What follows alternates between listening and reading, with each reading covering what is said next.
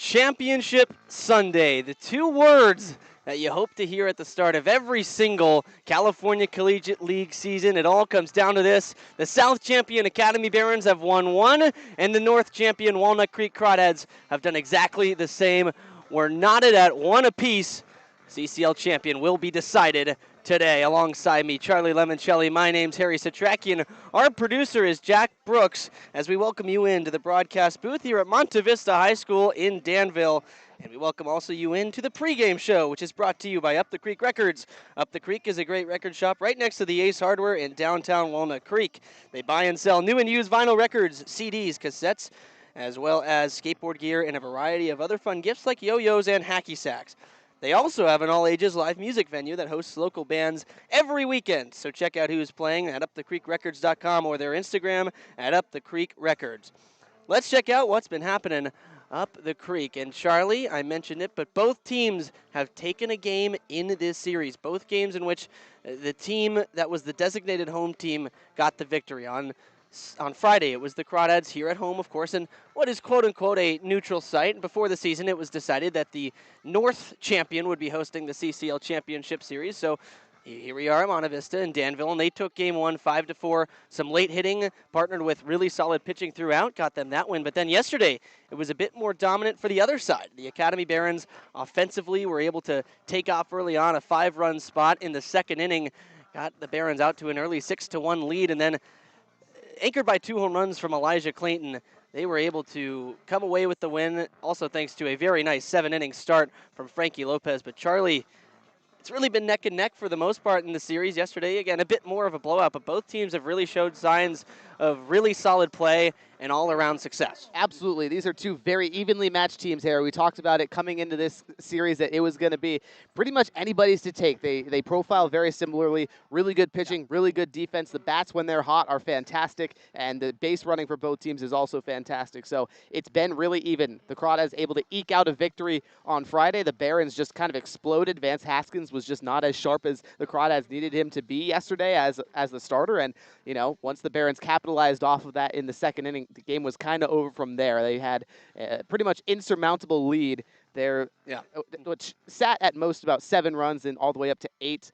When we got to the 8th inning, the Crawdads were able to get a little bit back, but just too little too late. So for Walnut Creek and for the Academy, whoever strikes first generally has had a good outcome in this series. So you kind of answered the question I was going to pose to you next, but again, 1-1, from what you've seen, what can one of these teams do to sort of pull away and take this final game? I think for the Barons, you just have to repeat yesterday. You need your starter, Matthew Krause, who's going to go from the right side today to be exactly like Frankie Lopez was. Just shove the baseball into the strike zone. Just change where you're locating it and kind of just change speeds a little bit. You don't have to do too much. Lopez didn't overpower anybody with movement or with velocity, but he pitched like a true pitcher. I was talking to Kevin Parker Jr. earlier today about what Lopez was doing so well yesterday. He would go, harder pitch outside, then 2 softer pitches outside, then come hard inside, and then the Crawdads, you have to swing at the last pitch, and it wasn't going to be good. You're going to get bad contact. So for the Crawdads, they got to be careful, and if you're the Academy Barons, follow similar recipe for success. Shove, vary where your pitches are, and change speeds a lot. Well, Frankie Lopez, one of the premier, if he's the premier strike thrower actually in the CCL, a strike percentage over 80%, which is almost unprecedented. He absolutely lives in the zone and was mixing it up well. Again, he went 7 innings, gave up 2 runs. 1 was earned to the tune of 5 hits and 3 strikeouts, just 1 walk.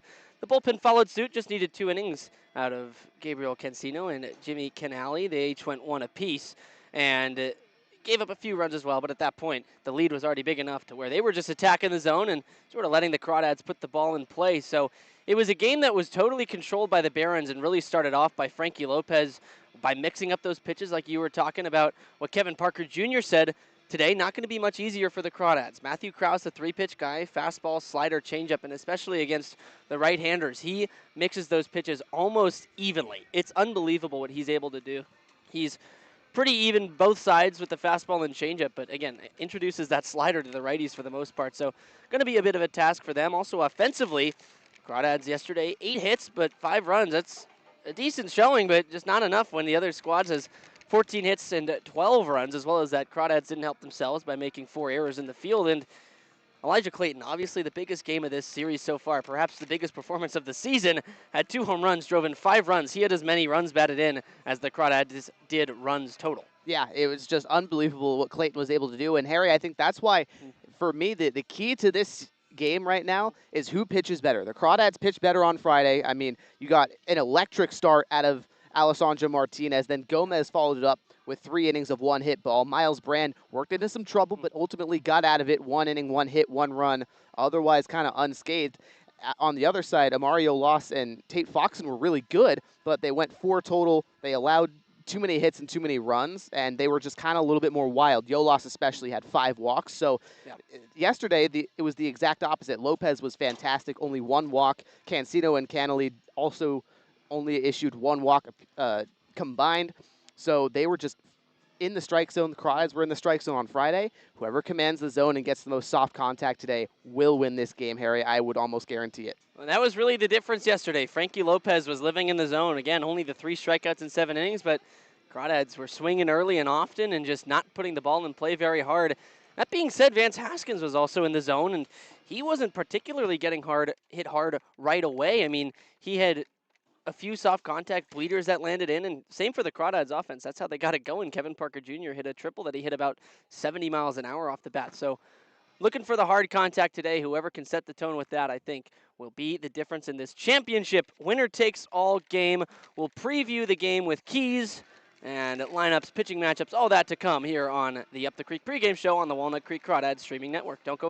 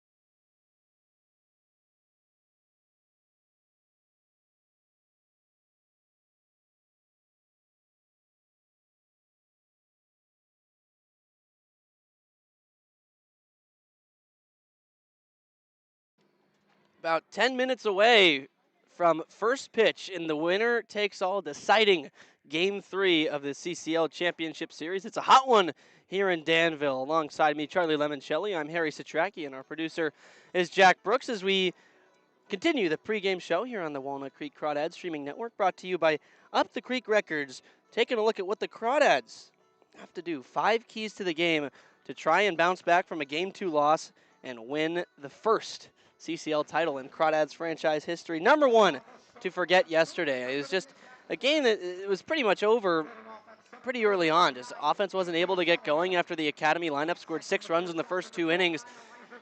And it felt like a game that was kind of just ushered on towards the end after that. So just have to flush that, put it behind you, Charlie.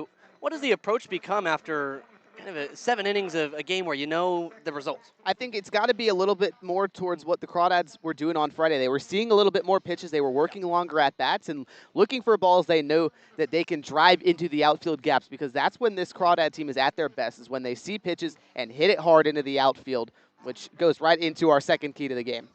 Second key is to hit the ball hard. Yesterday, a lot of soft contact generated by both pitching staffs, but there was also a decent amount of soft contact that ended up landing in for hits. Crawdads in the 8th inning and back-to-back batters who hit the ball over 100 miles an hour. Bryden Bull, 101-mile-an-hour laser home run, followed up by a Cam Taylor 103-mile-an-hour double. Those were the two hardest hit balls of the day for Walnut Creek, and it took them all that long to get to it. So they can set the tone by hitting the ball hard against another guy who's going to paint the zone in Matthew Krause. That sets them up for success. Absolutely, and that's just what you got to do. Find ways to smack the ball into the gaps, get line drives, get doubles, get triples out of that, because you've got so much speed on the base paths. Next is something the Crawdads didn't do yesterday but had done in the first 2 games of their postseason run, is to make no errors. Yesterday made 4 of them, 2 of which were really seemingly avoidable. Riley Winchell had a toss back to the mound early in the game that just got by the starter Vance Haskins, and then later on Bryden Bull, a ground ball that went into left, kind of lackadaisically, and as you'd expect, leisurely just going for it. It just hopped by his glove. So a couple of errors that we haven't seen the Crawdads make, very uncharacteristic, especially in this postseason run. So for them, they'd hope that they flushed them all in Game 2 and are ready to get back to defensive dominance like they had in the CCL North Championship and in Game 1. Then number 4, to generate swing and miss. Charlie, this was sort of, again, a theme of yesterday. Not a lot of swing and miss because guys who were living in the zone, but today with Weston Thornbury starting on the mound, hasn't been primarily a starter this year, but is a guy who can really bring a high velocity fastball. Absolutely. He's got high heat, pairs it really well with the off-speed pitches, the breaking ball, and the changeup. Can occasionally mix in a cutter. That when he's at his best, he misses bats like crazy, and he's going to be hard to hit. That's the version of Thornberry that the Crawdads need today, is the guy that's going to generate that whiff and miss, because when the Barons have been able to make contact, they've found their ways with soft contact hits, and they've gotten on base. The only way to stop that is to have stuff that misses bats and gets strikeouts. And that fastball, he likes to live with it towards the top of the zone. That's where you're going to get the whiffs, the chases with that primary pitch. So we'll see how long Thornberry's set to go. Not, again, usually a starter, but Matthew Krause on the other side probably going to give Academy a good chunk of innings. Finally, number 5, to play with fire. Yesterday, before the game, it felt like after the win, Crawdads were a bit relaxed, right? And it's good to be relaxed sometimes in a big game environment like this, but you don't want to get too relaxed that it ends up affecting the play on the field and the preparation and the mindset. So just getting back from that yesterday, trying to really understand how big this game is while still, again, keeping it under control. But yesterday it did feel like a bit of a shift. Absolutely, and I think my entire point was writing this key to the game in play with fire, meaning that you've got to exhaust everything. A fire burns everything that it's got until it extinguishes. That's what the Crawdads have to do today. Got to play with every single ounce of energy you have, every ounce of passion. Leave it all out on the field. This is the last game of the season. There is no tomorrow. There is no room for error or to be playing somewhat lackadaisical. Not that they really were yesterday, but the intensity has to step up today because the Barons brought the fire yesterday, and we saw the results. Well, the final game on the CCL calendar for 2026, playing CCL baseball in August. Always a sign that things are getting exciting, and well, they can't get more exciting than this. Winner takes it all, win or go home, however you want to call it. It's the final game of the season. A CCL champ will be crowned today here at Monte Vista High School and on the Crawdads streaming network. First pitch, lineups, defense, all that to come next.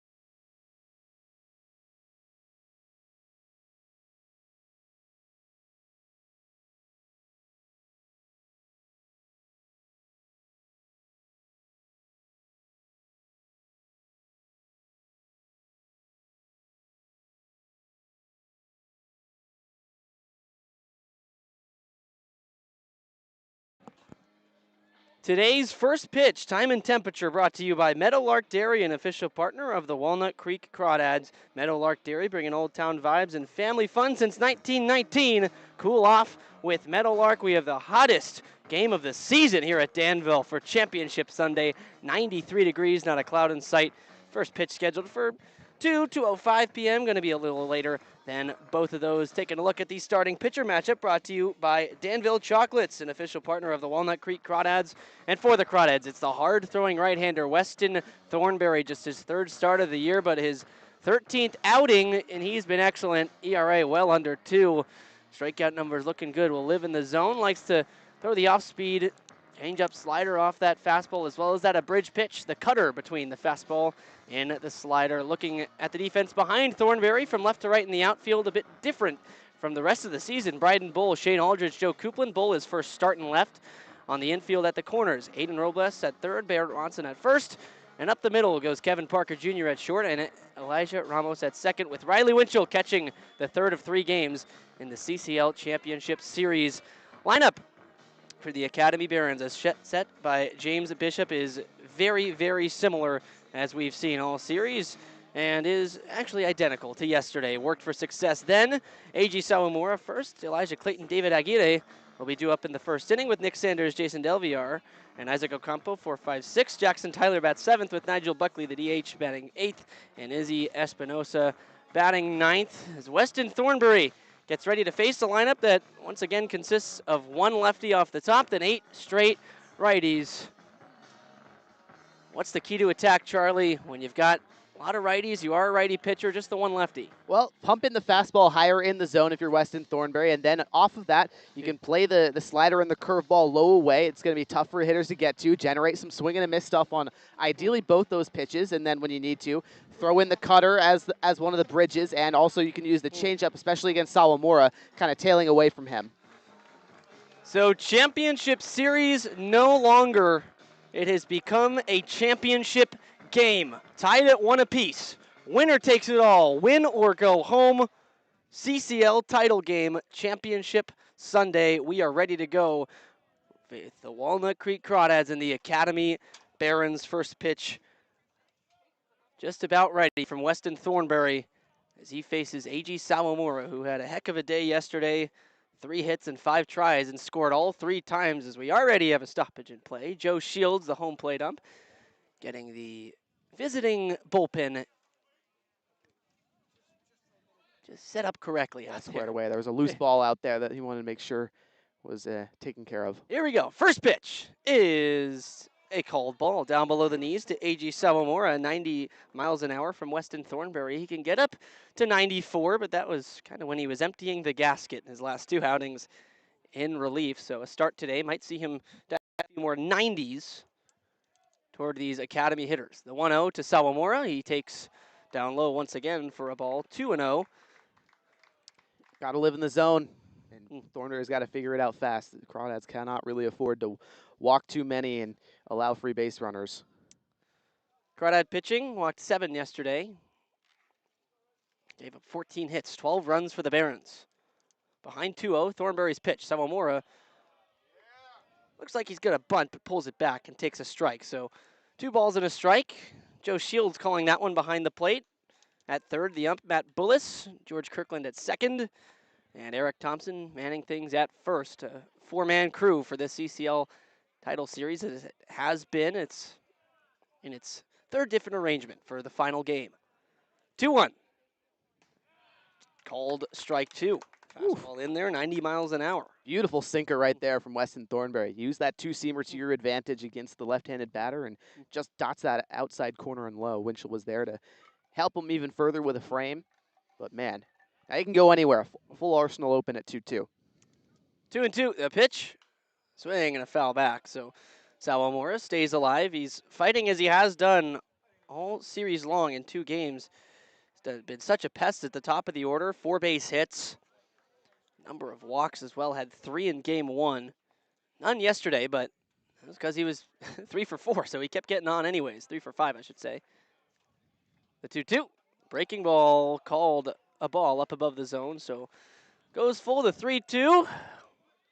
We're just underway at this one. Started 2:09 p.m. local time, 2 hours earlier than the first two games. Yeah, hotter, so the ball's It's probably going to hotter. fly a little bit more throughout the duration of the game. Not that yesterday that was really a problem. Both teams hit a pair of homers. Payoff pitch. Leadoff man hits a line drive out to left center field. That's a base hit. Sawamura once again begins the game on base as he's done all 3 times now. Just turned around a challenge fastball. That's what Salamore is going to do. Man, if you're Thornberry, flush it, move on, try to get a ground ball double play against Clayton here. And now you can really work the breaking ball, especially against a right-hander. Salamore is just so tough to get out. The problem with him is he's likely going to try and steal second here, so got to be careful using your pickoff move. What, 30 stolen bags on the season, upwards of? As Elijah Clayton, the hero yesterday, 2 homers for the Barons. He's looking to repeat that effort, get his team to the top once again. It'll turn and throw to first, diving back. Sawamura is in there. Barrett Ronson over at first has not played yet in this series, but played first in the CCL North Championship game and played it very well. Yeah, very fundamentally solid there at first and provides a lot of pop for the Crawdad order. First pitch to Clayton, he takes inside for a ball. Fastball running in there as Thornberry. First pitch ball to the first 2 hitters with that fastball. Took a bit off that time, 88 on the gun. Behind 1-0 on the first base side of the rubber. He'll go from the stretch, and this one bounced foul towards third. Ball and a strike to Clayton again, who just had a mammoth day yesterday, drove in more runs himself than the Crawdads scored in the game. Or as many, I should say. 5 and 5 is at third base. James Bishop pointing something out to the umps as they're going to converge now over towards first. I don't know. A.G. Sawamura is kind of stomping his feet up and around. I think there might be a problem with the like dirt at first base. Maybe, yeah, getting stuck a bit in there. The field was under the sprinkler effect for it felt like a while today, so maybe a bit wetter out there than that's normal. And by design. The head coach of the Monte Vista Mustangs, Mateo Miramontes, is the caretaker of this baseball field, and he thought it would be wise to just be extra heavy-handed with the sprinklers in the water today, keep the field wetter because it's going to be hotter today, so it'll evaporate faster. Perhaps just a tad too wet is the dirt. Yeah, assistant coach Eric Robles from the Crawdad dugout going to come out and do some groundskeeping, pouring the fresh, dry dirt out there for A.G. Sawamura, who walks on and continues stomping his right and left feet, getting the muddy chunks out of his cleats, perhaps, as he's getting ready to steal second. You know, such a premier base runner, and you still need the symptoms to be right on the dirt to try and get a good jump. As we've seen them do this already before the game while we had the break between the pregame show and first pitch. It was also Eric Robles, as well as that Noah Zirkle from the Crawdads bullpen was helping out, pour some of that fresher, drier dirt out in front of home plate. I think you can tell on our cameras here that you can see out in front of home plate, sort of between the 2 foul lines, that there is some lighter colored dirt. They're doing the same thing now at second base, too, adding some more dry dirt. As well as that on the pitcher's mound where the pitchers will stride, there is drier dirt. It seems like it's going to be a bit of a longer process, so we'll step aside for the time being. We'll come back when the dirt is all correctly set up and everything's ready to go for Game 3. Winner go home in the middle of the first inning and already a stoppage.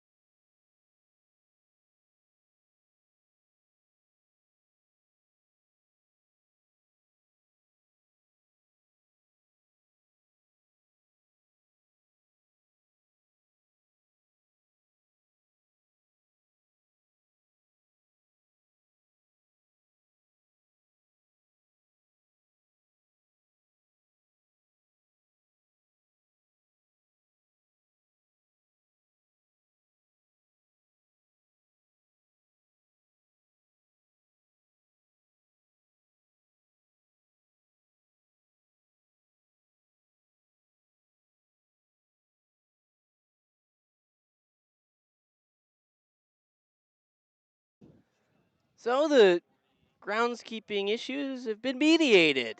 Some new dirt infused into the ground at second and first. Third base seemed to have no problems. We're in the middle of a 1-1 count with nobody out.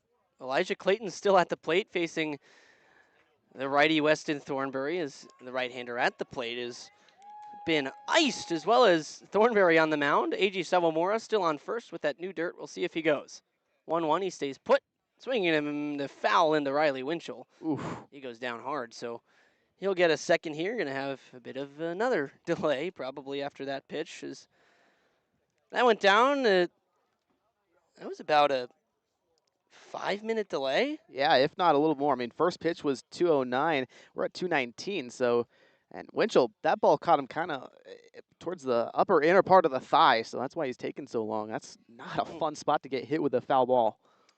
So he's back there. I'm curious, Charlie, have you ever been a part of any long delays in a broadcast? Yes, actually, or fall baseball, Arizona State was at Grand Canyon. Yeah. It was supposed to be, one of those 18-inning fall ball doubleheaders. Oh boy. Between the first and second game, or actually the second game had started probably 7 o'clock. There was a 2-hour rain delay between like the second and third innings. It was unbelievable. It's a tough one. I had earlier this season, it was the 10th of April in Eugene, Oregon versus Nebraska baseball. Hour 40-minute long lightning delay as Thornberry spins a throw to first. But back without a tag is A.G. Sawamura, who dives in, and it's kind of fun up there sometimes. Can be. If you've got a good booth, it'll be fun. Yeah, when it's 93 degrees and we're in the sun, a little less fun. Absolutely. 1-2 to Clayton. Runner goes. Pitch is hit in the air out to right field, carrying decently, but back to his right. Coupland has a beat on it, and he'll put it away for out number 1. So Sawamura back to first.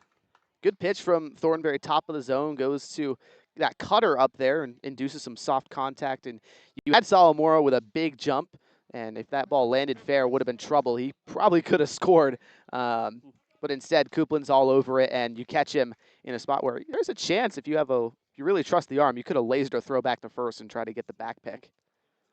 So 1 out, runner stays on first, and the top of the first. Already about 10 minutes into this game, but 5 of those thanks to a short dirt delay.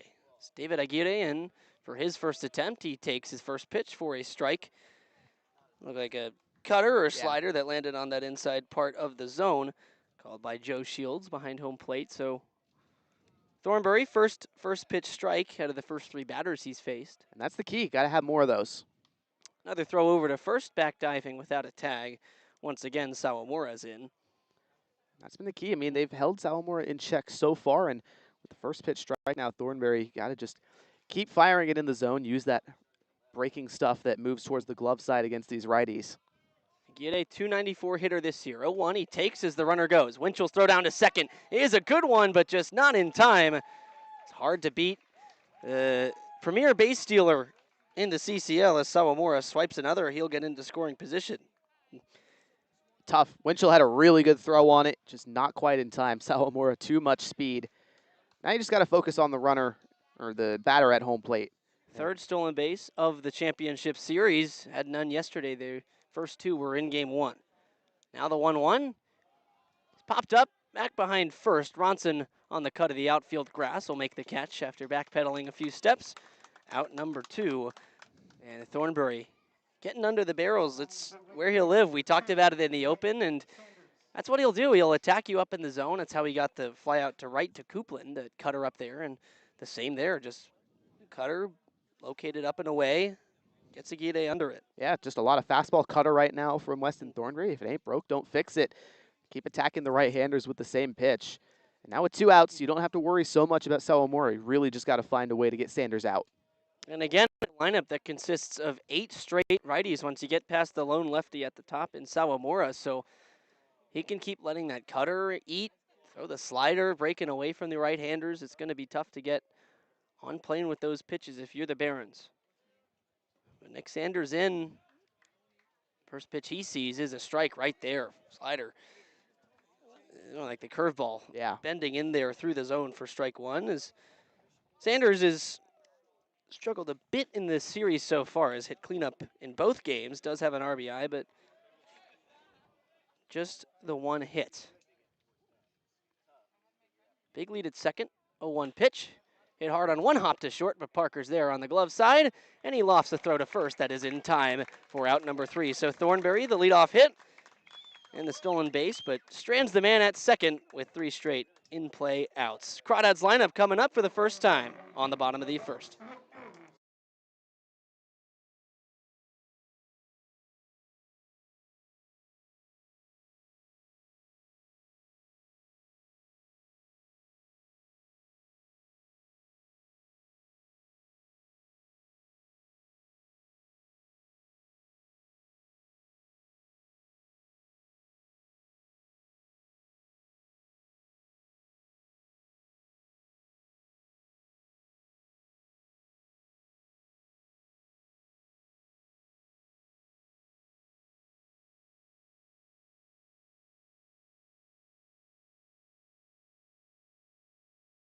Bottom of the first, Crawdads going to get their first swings of the game. Their lineup as set by manager Brant Cummings, searching for his first title with the Crawdads and his 3rd title overall.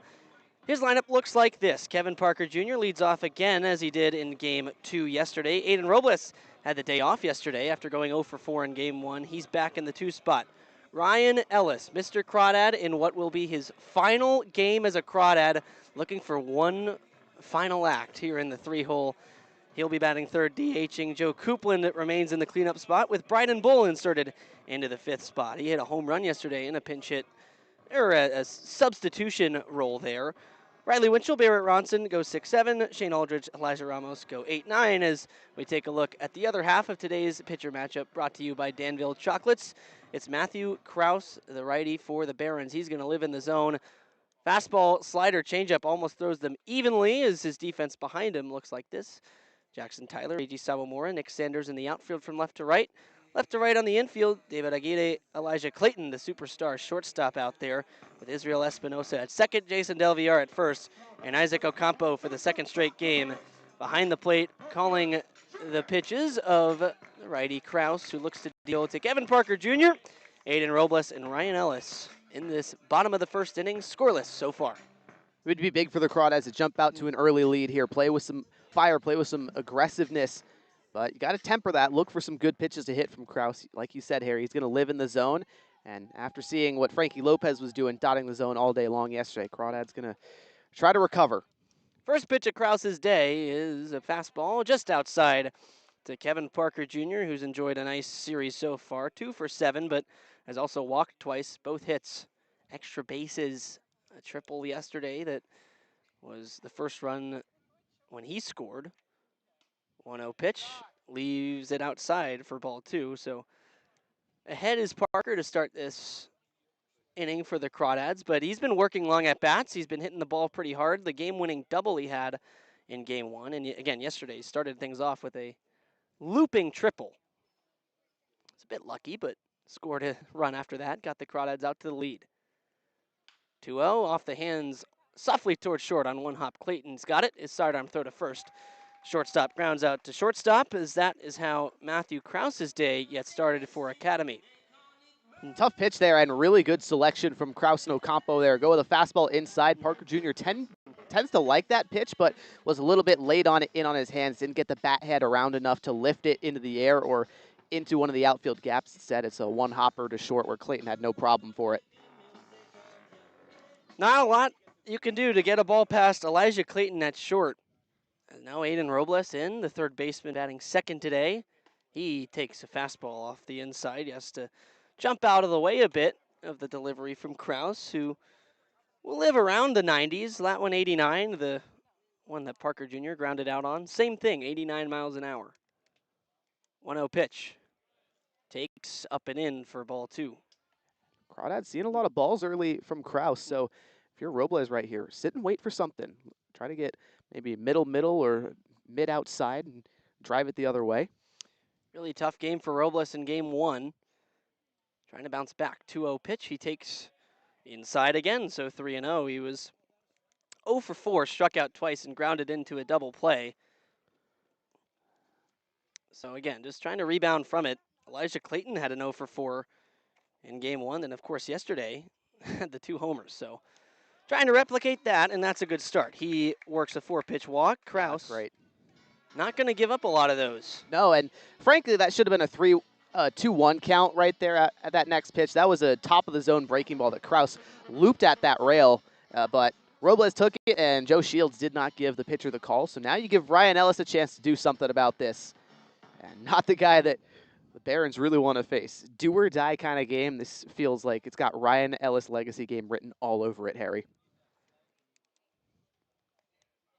The billboard player in the Crawdads franchise in for one final moment in this championship game. First pitch he sees, he hits a fly ball, really a pop-up out towards shallow left. Racing in Jackson Tyler towards the line, he drops it! It's down in fair territory, throw to second, gets away! Robles is gonna move to third, and Ellis is gonna get to second as it trickles into foul ground down the right field line, but Sanders picks it up and gets it back. That is a huge moment, and a moment that might not happen yesterday or the day before with a 4 p.m. start time. Today at 2, that sun is right up in the sky. And Jackson Tyler, his hands on his head, he cannot believe it. But Charlie, there you go. The sun in the sky is going to be a factor today. Apparently so, Harry. Really good shout from you. And now if you're the Crawdads, time to capitalize. Joe Coupland, Bryden Bull do up some big boppers. Got to deal some damage right now because the Barons just gifted you 2 bases. 2 errors on the play. That's unbelievable for the same guy. E7 on the drop, E7 on the throw. Infield in against Coupland, the righty. First pitch. He goes after it and pulls it foul at the plate for strike 1. But, man, that is such a huge swing. Absolutely. Still got to be patient, though, for Walnut Creek. Joe Coupland, I liked what he saw, kind of inside fastball that was too far, not close enough to home plate. But ball in the air gets the job done. Coupland last time had a runner at third and was able to lift it in the air in the first inning yesterday for a sac fly. Infield all the way in. 0-1. Taken just down to Coupland. Almost looked like it was in there. A bit inside as well. So goes to 1-1. And out there and left, Jackson Tyler's struggled this series, to say the least. He really allowed the final run to come in game 1 because he kicked the ball and Bull was able to score from first. That ended up being the game-winning run. 1-1 pitch, 1 out. Coupland takes a breaking ball inside, so Kraus couldn't land it on the front door. And today is a pitcher, too, with that sun beaming down right above you. You really start to feel it. It can make stressful pitches even more difficult when you're dealing with the heat. Absolutely. Certainly a factor for both Thornberry and for Kraus there. Won't be getting easier, too. It's going to keep falling down behind us. 2-1 to Coop. Takes inside, 3-1. And as has kind of been the trend this series, looks like Academy doesn't want much to do with Coupland with the open base at first. If you put him on, you're in a situation where there's a force anywhere and one pitch gets you out unscathed. Now, though, 3-1, Coupland going to search out his pitch. Cleanup hitter awaits. Here's the pitch. And he takes the walk. Ball 4 upstairs above the letters. And base is now loaded for Bryden Bull, who's back into the starting lineup after missing some time from the middle of July towards the end of July, but then came back and started game 1. Went 0 for 3, but did walk and scored the game-winning run off of that walk, as well as that made the final out in center field. So he's in left today, and in an early run-scoring opportunity, the middle is back on the infield with the corners still in. Kraus from the windup. Bull takes a changeup floating outside. Going to see more of that from the lefty, or against the lefties if you're Kraus. And if you're Bryden Bull right here, Harry, have to leave this ball in the air. He's struggled. When it's in the air, it's tend to be home runs. Otherwise, he chops out. Good leave there from him. He's been very much more patient lately, too. He has, and he's gotten ahead here 2-0. Now with Kraus, you got nowhere to put him after working around Coupland and loading the bases. 2-0 to Bull. The pitch is bounced towards second. Could be 2. In is Espinosa. He'll just go to first. That's the only chance he has, is they'll trade an out for a run. And, well, like you said there, Bull has kind of had some troubles with just pounding the ball into the ground like that. But if you hit it softly in that situation towards the middle, that's still a run. It's an acceptable out for Bryden Bull. You do get credit for an RBI, but that's a middle-in fastball. That's right in his wheelhouse at 88 miles an hour, but he just gets on top of it, and that That's been his struggle all season long. When he's under the ball, he lifts it for line drives or lifts it over the fence. He's got the most pop of any crawdad in the order. But then so many hard ground balls, tons of ground outs this season as well. And a day like today, very, very hot.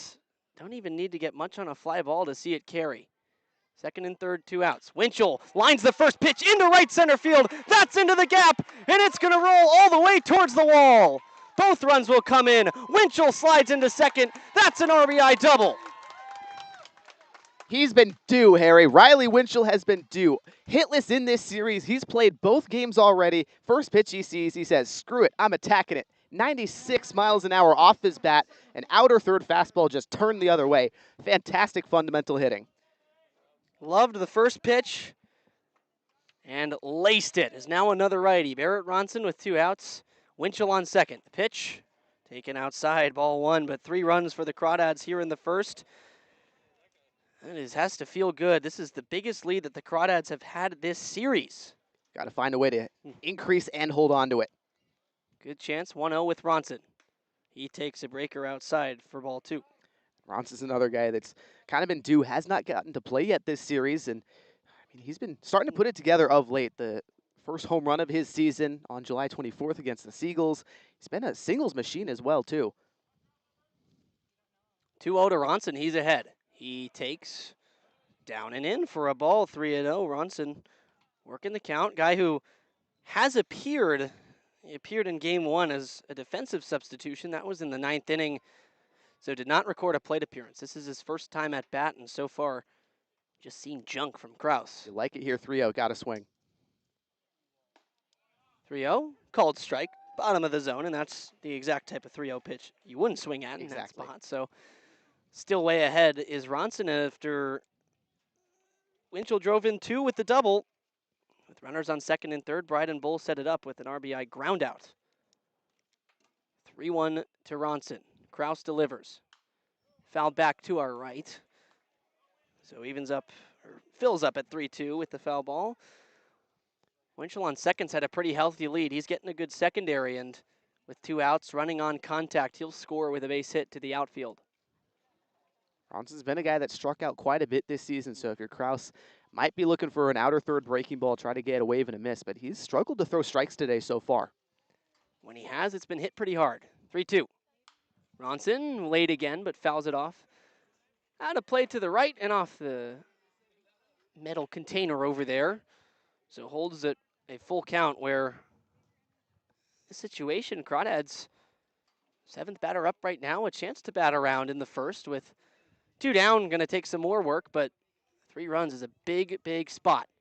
3-2, pulled foul this time, and off speed came in and had Ronson a bit off balance. So yeah, protect me swing from Barrett Ronson right there. Apologies, Harry, but 2 fastballs on the outer third straight from Kraus in the previous 2 pitches. Then he goes inside with the slider. It's kind of a middle slider. You got to be careful, but Ronson obviously wasn't expecting it, so had to foul it off. We'll do the payoff pitch once more. Here it comes. Ronson out towards second. Espinosa to his left. He's got it and will fire to first in time, but not after the Crawdads strike 4-3. A massive, massive couple of errors from Jackson Tyler in left on 1 play, I should say. Set up the Crawdads with second and third. They got him loaded with a walk. RBI ground out, 2 RBI double. Has it up 3-0.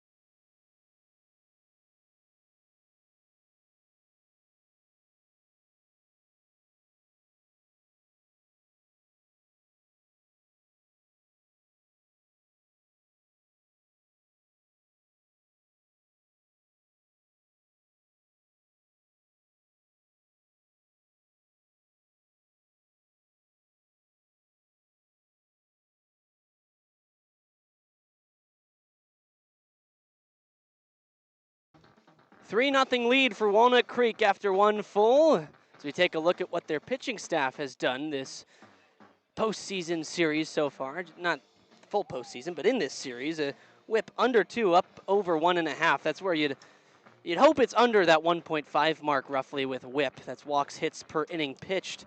And kind of ballooned up yesterday after the 14 hit performance for the Barons, which those 14 hits really buoyed the offense yesterday, of course, but has accounted for a lot of what they've done this series. 16 runs, 12 of them coming yesterday. Again, 14 of those, 21 hits, 11 walks total. They've struck out 16 times and left 18 on, but the conversion rate has been there. And for the Crawdads now, all you have to do with a 3-run lead is really what the Barons did yesterday. They supplied the blueprint. Once you get a lead, got to attack these hitters a bit, but it's a Baron lineup that is still capable from scoring 3 unanswered, absolutely. Yeah, 1,000%. So Thornberry certainly has got to be careful. He and Winchell, those are the two you trust to dial up a really good ball game in terms of pitching and sequencing and all that sort of stuff. So it's in their hands. Just got to try to go few batters as you possibly can and give the offense another chance to add to the lead. Jason Delviar goes after the first pitch, pulls it foul on the ground, so he's behind 0-1. Nice bottom of the zone cutter from Weston Thornberry. That's really soft contact, only 50 miles an hour off of the hard-hitting Delviar's bat. That'll play if you can get him to ground out one of those fair. Your defense can take care of it. Thornberry ahead 0-1 against the righty Delviar, who takes upstairs for a ball. Delviar to lead things off this inning. The catcher, Isaac Ocampo, is on deck with Nigel Buckley in the hole. The 7-8, or the 6-7 spot. Excuse me, Ocampo's on deck. Jackson Tyler in the hole. 1-1 to the righties, popped up towards foul ground and right. Coupland giving chase over towards the Crawdad bullpen, and he can't quite make the catch. He got over, but just out of reach as he outstretched his arm. So instead, it's strike 2 to Delviar.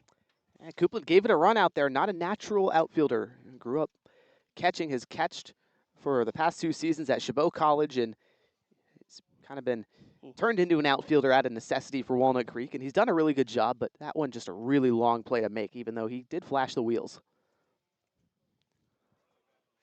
Absolute athlete out and right. He doesn't have a fan section up above the fence today because it's getting blasted by the sun. Yeah, they might be in attendance. I think they're all in that right by the Crawdad bullpen.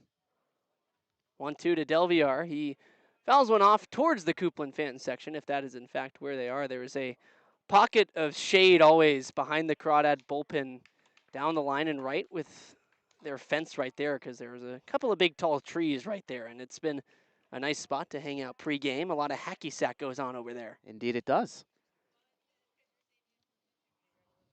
1-2 from Thornberry from the stretch.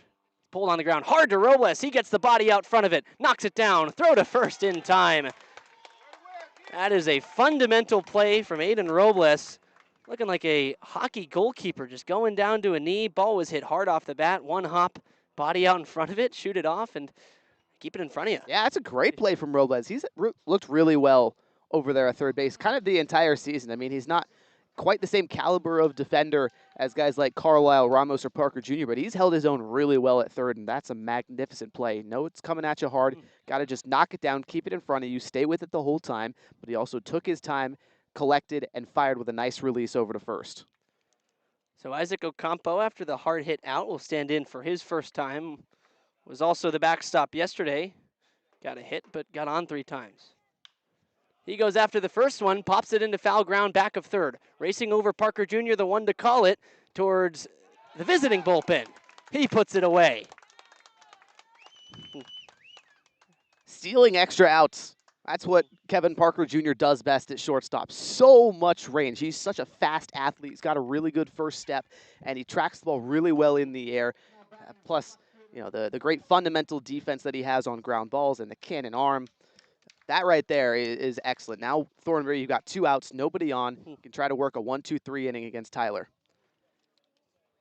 Jackson Tyler, the left fielder, made 2 errors in 1 stroke, really, in the bottom of the first, looking to make up for it. He takes strike 1, outside corner, painted by Thornberry. And for Tyler, those 2 runs really end up going on him. It was high pop-up by Ryan Elliston left. He dropped it, then tried to throw to second to get Aiden Robles on a force, but he sailed it. 0-1 outside for a ball. And so that again, basically on Tyler's shoulders, put runners on second and third. Yeah, that's got to be kind of replaying in his mind. But as an athlete, the goal is to flush that play. Don't even think about it. Think about what you can do to get your team up. 1-1. He bounces it back towards the mound. Thornberry leaps up, snow cones it, runs it over to the bag, and flips it to Ronson. A 1-2-3 for Weston Thornberry after the 3-run inning for the Crawdads. It's just what the doctor ordered. The lineup comes back up, looking for more.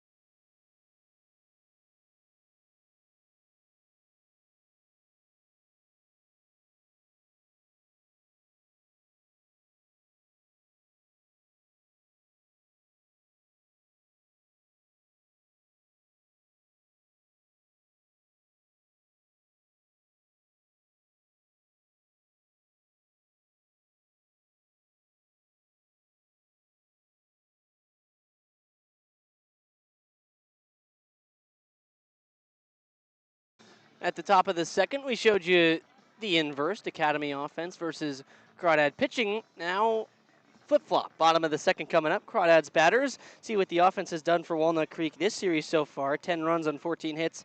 Have walked 9 times, but they've left those 12 runners on, and those 12 runners have kind of loomed a bit large, and you can credit that, though, to the Barons pitching staff, which has been doing an excellent job of holding the Crawdads off base. Only a 1.35 walks and hits per innings pitched rate, so they haven't been striking out too many Crawdads, but they also just haven't been allowing them to get on. It's been all about soft contact. Coming into today, Crawdads just hitting 226 this series, so it's a nice job by the Barons staff to limit the base runners, limit the base hits, and not allow the Crawdads to take off on the base paths. Yeah, absolutely. They've done a really good job. And even so, give it credit to Matthew Krause. He's only allowed 1 hit today, and that's the double that Riley Winchell cleared the bases on. Other than that, some errors and a sacrifice hit, or a sacrifice ground ball from Bryden Bull. The only other times Crawdads have done something. Shane Aldridge in. First pitch, he rips it down the line and right, and it's going to go all the way to the wall. Sanders picking it out with Aldridge standing up into second. 1 pitch, no time wasted. Second first pitch double for the Crawdads today. 102 miles an hour off of Shane Aldridge's bat. Whoo, boy, that'll play. And this man has been red hot. Aldridge, I'd say he, Kevin Parker Jr., and Elijah Ramos, arguably the 3 tightest knit guys on the Crawdad roster, the 3 contenders for, series MVP right now on the Crawdad side of things, just the way that they've been swinging the bat and playing defense. That's huge, because now you let Ramos, who's blazing hot as well, try to get something going. 500 hitter this series. He had a home run yesterday. First pitch, he goes after and hits it out to right and well. Sanders back, and he'll settle under it to make the catch. Aldridge, though, tagging. Sanders' momentum on the catch pulled him back, so Aldridge will take third standing, as it was kind of hard to get behind a throw there by Sanders. So nice at bat either way for Elijah Ramos, who hits the ball hard once again. Yeah, Ramos just doing what he does best, hitting the ball hard. And Nick Sanders kind of was confused on that. Crashed in a little bit first, then all of a sudden recognized that the ball was going to get behind him, so had to change direction, step backwards, made the play, but it was a little bit closer than it probably should have been. So just another productive at-bat for a guy in Elijah Ramos who's been so excellent this series. He's really turned it up in the biggest moments as the infield comes in against the top of the order. First pitch to Parker. He rips foul on the pull side. Look out if you're the Barons bullpen, which is in fact active. A right-hander cranking up a bit as Krause has worked into trouble in his 1 full inning of work. The 1 1/3 he's pitched so far. 3 runs in, just 1 of them earned though. Crawdads are kind of seeing everything well from him, and they're attacking early. 0-1. Bounce out to second. Ramos is coming home. The throw from Espinosa's not in time. Ramos is safe, and that's Aldridge rather. Diving in to score. Hustle play from the speedster. Wow. Shane Aldridge knew as soon as the ball was in play, had to go crazy with it. He did. Ran as fast as he can. He's one of the fastest players on the Crawdads, and now Parker Jr. safe at first as well. Really well executed play all together for Walnut Creek. When you got speed like that, any chance you see the ball on the ground, you're just going to go and you have a chance of beating it. Espinoza played that ball correct, just no shot to get the speedy Aldridge burning down the third base line. So now Parker stands on first. Excellent speed with Robles at the plate. Parker goes, taking pitch, throw. Down to second is not in time. Parker steals second, and the pitch at the plate called a ball. Wow, so fielder's choice RBI for Kevin Parker Jr., plus he gets a stolen base. It is actually going to go for a strike. My mistake, called a strike in there. That one pretty much center cut. But how about the fundamentals for Walnut Creek right now, Harry? They're playing small ball, and it's working really effectively. 0-1 to Robles. He drives it out to center field, but back is Sawamura. He's got a beat. Parker's tagging. He'll take off. Sawamura, a strong throw towards third. It is just late. Nice throw by Sawamura out in center field. Almost had Parker out at third, but deep enough from Robles. It gets him over. Yeah, that'll play. Just move the runner over. Now Mr. Crawdad a chance to tack on another RBI. Won't. If he does make it, it won't go to his official tally at 85. Only regular season stats count for those sorts of records, but, I mean, it would just be another one in his long career. First pitch, Ellis takes an off-speed in there for a strike on the inside part of the plate. Ellis, a guy who's been with the Crawdads for a long, long time, back in the Carson and Olivia days. We see you in the chat there. 0-1 to the lefty. He flies one down the line and right. Hit pretty well, but it'll hook foul. Right to the fans over there, camped out under the trees. And I was kind of right there with you, Harry. I thought, oh, okay, Ellis with a little bit of drive, but just hooked a little bit foul. He was too early. That's a middle breaking ball for Matthew Krause. He's just struggled to really spin it anywhere besides the middle part of the strike zone to these Crawdad hitters. If you're a pitcher, when you miss, you want to miss out of the zone. That one missed in. But 0-2 now, a breaking ball taken up and away. Never had a shot to land in the zone there, so Ellis continues the AB, trying to bring home Kevin Parker from third. Crawdads lead it 4-0. They've scored one in this inning, had 3 in the first. The 1-2. Swing and a foul ball. Late on that one off the hands, but sails out of play, stays 1-2.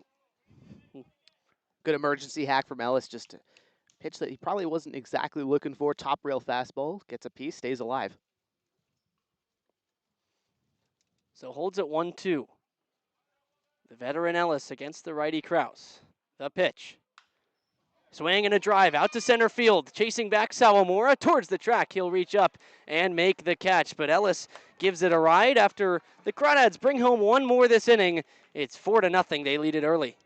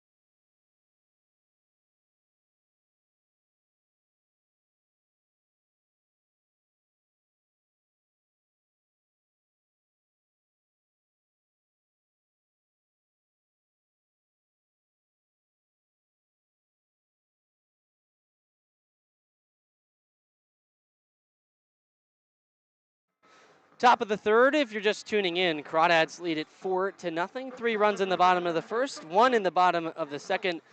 Academy, of course, scoreless so far. 8-9-1 due up. Buckley, Espinoza, Eiji Sawamura. We thank you for tuning in to the Crawdad Streaming Network, the exclusive home of the 2026 California Collegiate League State Championship. Winner takes all, tied at 1-1. First pitch to Buckley, who's been a superstar for the Barons this series. He takes strike one, was really excellent in Yeah. the Game 1 losing effort, but really set the tone for the offensive explosions they had that game. Yesterday, a hit also drove in a run, but a little quieter. 0-1 to him. He takes inside. Ball 1 evens things up. And at the DH spot, a little surprised to see him back in the 8-hole today just because he's been so excellent. But It makes it's sense. a lineup that had a lot of success yesterday, and James Bishop didn't change a thing. 1-1. Cutter floats in there for a strike. Wow. Beautiful pitch from Thornberry, but back to Buckley for a second. Leaving him in the 8 makes sense to me. I mean, manager Brent Cummings does the same thing with Aldridge and Ramos for Walnut Creek. And I was also going to say, Buckley, this is the exact guy you want up to start off an inning down by 4. Just gets on base. He's been timely with the hits. 1-2 hit out towards short on the ground. Parker's got it, and he fires a bullet to first for out number 1. Buckley, a big out, retired in the 8 spot. It was, again, done a great job of leading off innings this series. Those 2 runs that he scored in Game 1, he led off the 3rd with a double, then led off the 9th with a double, and came around to score both of those times. So keeping him off base. Big start to the inning for Weston Thornberry, who not primarily a starter this season, but looking to get through the lineup for the first time in his 3rd inning of work. And you probably can leave him out a little bit longer, especially if he goes 1-2-3 in this inning. First pitch to Espinoza, swinging a line drive to center. It's tailing and drops in front of Aldridge, who lets it go 1 hop. And so it'll be a 1-out knock for Izzy Espinoza, and successfully flips it over to the top of the order with the runner on.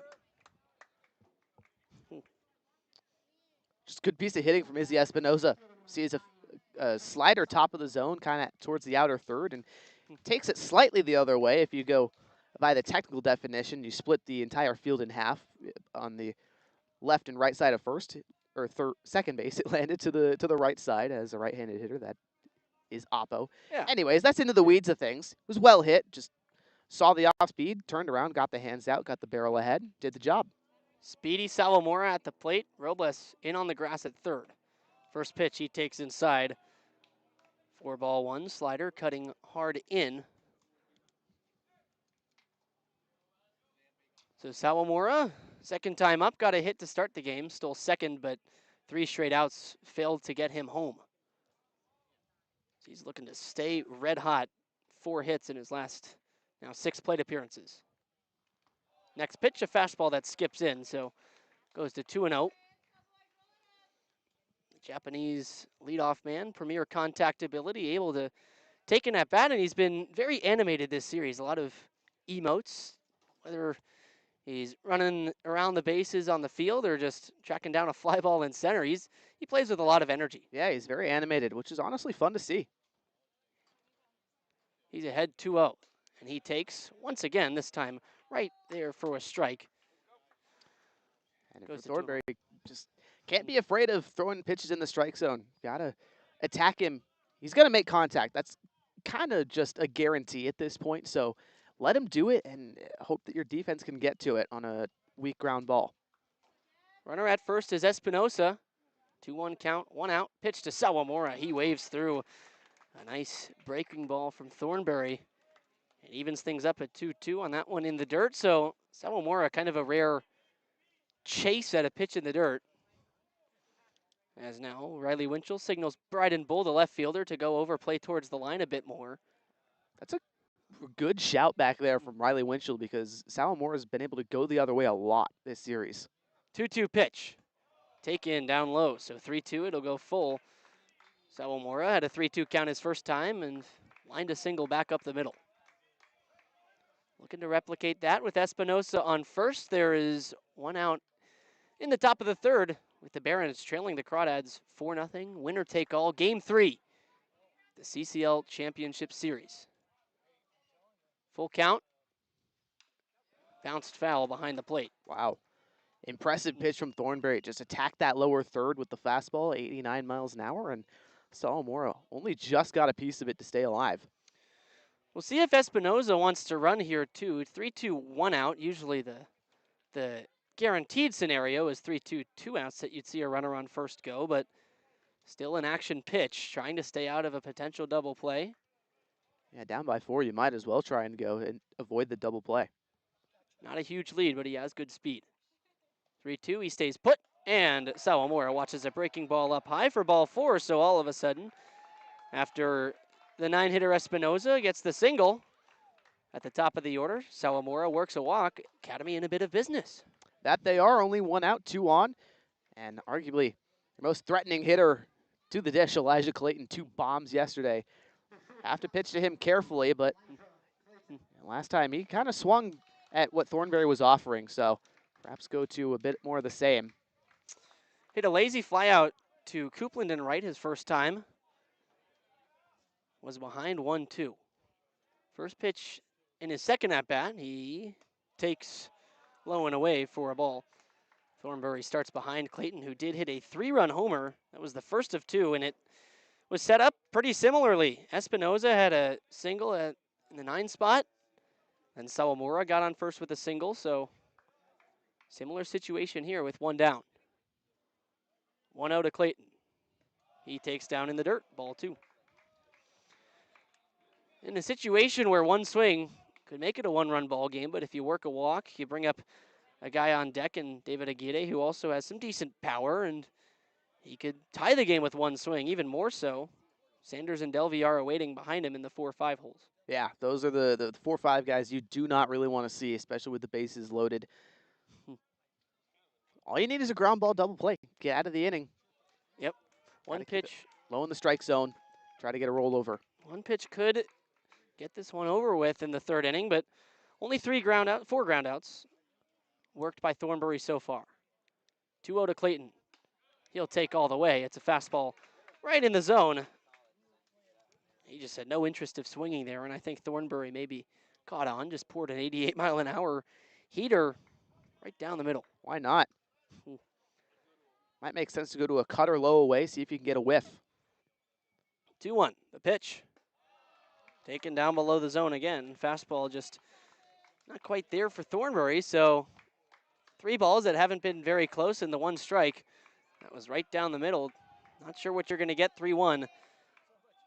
Sawamura on first. Espinoza, the 9-hitter and second baseman, is on second. The powerful Elijah Clayton at the plate, 3-1. He takes strike 2. A little bit surprised to see Clayton taking all the way there, especially because you get a top rail fastball that's right within the wheelhouse. So Thornberry's worked it full again. 3-2, 1 out. No base open. We'll see if Espinoza and Sawamura want to get something on and go. They'll stay put. 3-2. Off the hands out to second. Ramos is on it. He'll go to second for 1. Parker bluffs a throw, and that's all they'll get. So takes the sure out, but getting up to third, Espinoza, and on to first, Elijah Clayton on the fielder's choice. Yeah, Clayton just too much speed. Always going to be able to leg out an infield single, and that one just weakly hit enough where you can't really turn 2. But Ramos and Parker Jr. catch the second runner. That's the job you want. It's the play that you want to make. Now with 2 outs, kind of similar spot. You can just get a ground ball and try to put it out closest base. And Clayton kind of just nudged that one too, so hit very softly, hard to turn 2 on a ball like that. But he really wasn't sitting fastball. That was right down the middle almost. Aguirre, first pitch he sees, bounces foul past third. Just pulled too much, but yeah, that fastball, 88 miles an hour, middle in, and really seemed like after that 3-1 take on the fastball that Clayton wasn't looking for it, and even on 3-2 there was jammed up by one that was only hardly on the inner third, so maybe was sitting on that cutter that you suggested. Yeah, potentially so, and credit to Riley Winchell for recognizing that Clayton was sitting off speed and dialing up another fastball from Thornberry. Winchell has done such an excellent job. The 3 hottest games we've seen at Monte Vista this year, just about, he has caught all 3 of them. Yeah, what a trooper. That adds about 5-10 degrees with all the gear on, and yeah, the black uniform today for the Crawdads. 0-1 pitch.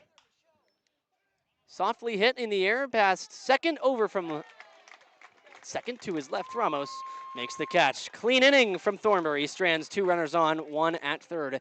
3 scoreless. Crawdads lead it 4-0.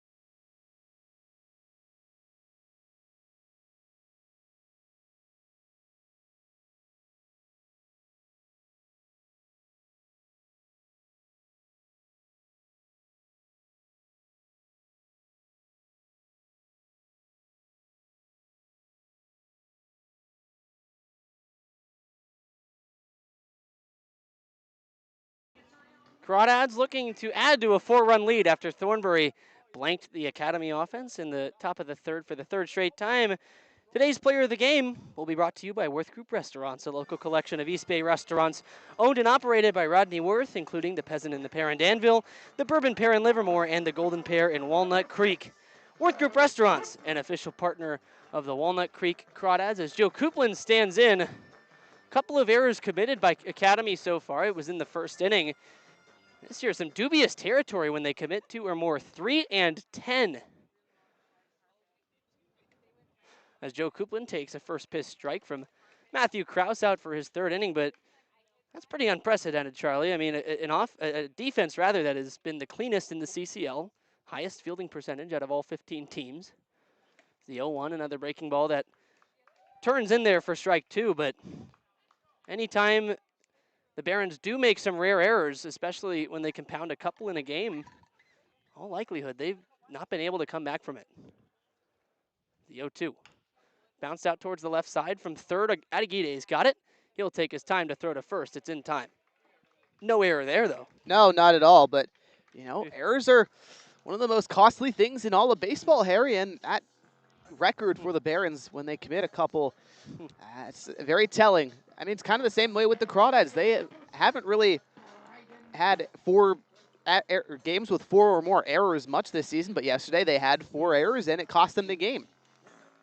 It really did, and you think about unearned runs, things that pitchers can't control. 2 of them in the first for Matthew Krause, as he faces Bryden Bull for the second time, who pops one up on the infield to the left side. Clayton, the shortstop, going to call it off halfway between second and third. He puts a squeeze on it, so 4 pitches, 2 outs for Krause,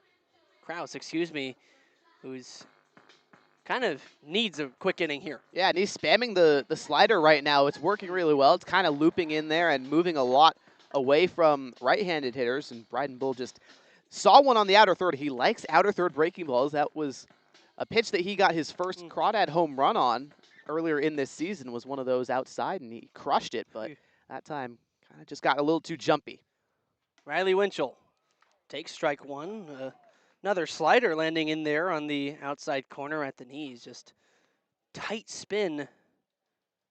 Throws it with gyro spin. Spins like a bullet. 0-1 to Winch. He bounces out towards third, and it goes foul. So no play made by David Aguirre, who made the first play of this inning just, 6 pitches ago. 5-3 put out. And Winchell, pretty much the difference in the game, as he had a 2 RBI double, an at-bat that he maybe shouldn't have had in the first, because the error made by Jackson Tyler out in left, then Bryden Bull grounded out. Could have been 3 outs. 0-2 to Winch. He watches a fastball spiked in the dirt. So 1-2, and again, back to those errors. Really, really costly. A fairly routine fly ball up towards the left field line for Jackson Tyler, but just couldn't glove it. The sun is right up in the sky today here at the 2 p.m. first pitch. 0-2 to Winchell. Tipped into the mitt. Ocampo holds on. First strikeout of the day for Matthew Krause. First 1-2-3 and first scoreless inning for Matthew Krause. So holds the Crawdads in check. It's a quick bottom of the third inning. But just to finish that point, I mean, that first inning could have been no runs. But here we are with 4 runs. That's how we've gotten to a 4-0 Crawdad lead in this one. Let's take a look at how both of these teams have gotten to this point in the season. And if you kind of look at the butterfly effect of things, it's actually pretty fascinating when you consider that the Crawdads were really fighting the Blues for that #1 seed in the North, took 2 losses that they had leads in against Arroyo Seco down south, then also lost a game to the Slow Blues. But what happened is Arroyo Seco, with those 2 extra wins, the Barons essentially had to fight Arroyo Seco for that #3 seed, and thus had to field their best possible team in the final game of the season against Arroyo Seco, who was still fighting for the 1 seed in the North. The Barons just tattooed Arroyo Seco in that game, 15-0, or rather, the Blues in that game, 15-0. The Blues had to forfeit the bottom of the 9th. So the Barons helped the Crawdads get the 1 seed, but now here they are playing for the right to call themselves CCL champs. Yeah, it's kind of a crazy butterfly effect when you think about it, Harry, and that's a fantastic way to phrase it when we started out with this graphic. But man, it's so interesting because the CCL is so interconnected in that way because there are only really 5 teams in each division, the North and the South. Technically, there is this year with the Alameda Merchants, you could argue 6 teams in the North just because the Merchants could have made the playoffs had they qualified, record-wise via winning percentage. South does have also quite a few affiliate teams, but none of them were playoff eligible. That's besides the point. It just means that every game is so important when you only play about 40 games in a season here in the CCL. So the common opponents are big. You get help from also your division rivals, but also from the teams that are out of your division can certainly help you a lot, especially for all of the North teams against San Luis Obispo, because the Blues have to play a bunch of South teams just because they're closer geographically. And, that's just kind of the straws that are drawn. And it's benefited the Crawdads, it's benefited the Barons, and now here we are, Game 3 of the championship series.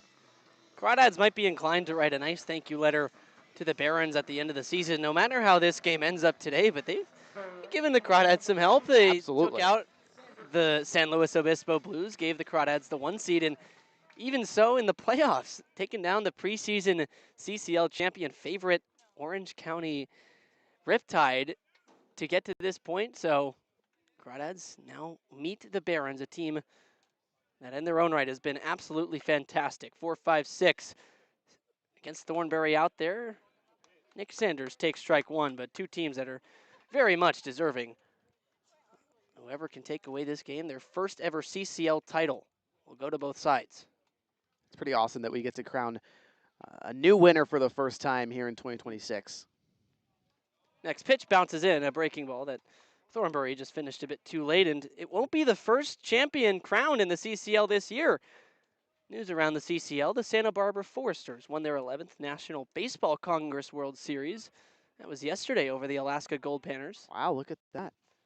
So they remain in their dominance on the national playoff side of things, but pretty cool that the CCL once again will take home 2 titles.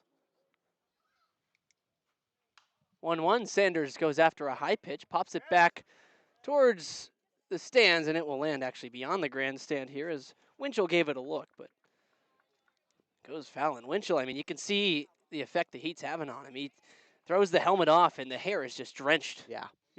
Drenched in sweat. It's almost so wet it's reflecting the sun off of it. Wow. Between innings, umpires taking a water break. I think they all pounded a single bottle of water. All 4 of them got one down. Yeah, got to keep drinking your water. Got to stay hydrated. 1-2 to Sanders. He bounces it foul, stays alive. Hit it off himself, I think. Wincing a little bit. Shaking out that left foot. So stays alive, but painfully so. And I haven't seen you take a sip of water. You okay over there? Oh, yeah, no, I've been sipping between innings. Don't you worry. But I am running a little bit low. Might have to go snag a water from the merchandise stand, which you so smartly did. Oh, yeah. 1-2. Sanders watches a breaking ball a long way land in the dirt for a ball. I did, and I didn't pay for it. Don't tell anybody. We're the interns. I mean, the Crawdads bought them. Don't worry about it. I only kid. They've got some nice cooled water down there as they're running things here. Concession stands running strong for the playoffs. 2-2. Thornberry to Sanders. The pitch is popped up high on the infield. Robles has to stare right up into the sun towards the line and back into play. He makes the catch.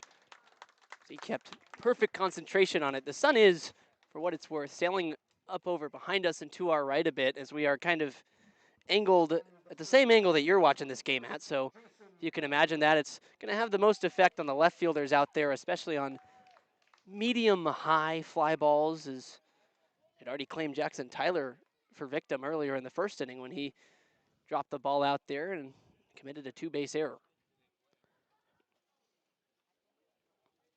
So as the game continues to roll on, sun will continue to set. Going to be tougher and tougher for left fielders. So now Jason Del Villar in, and he watches strike 1. Beautiful pitch from Thornberry. It goes to the slider that time, hits the bottom part of the zone, and just leaves it at the big right-hander's knees. He's looked so good right now, Harry. 3 1/3 pitch so far. The Crawdads would love to just get 4 innings out of him, then go to Devin James. All quiet in the bullpen as this one's grounded on 2 hops to short.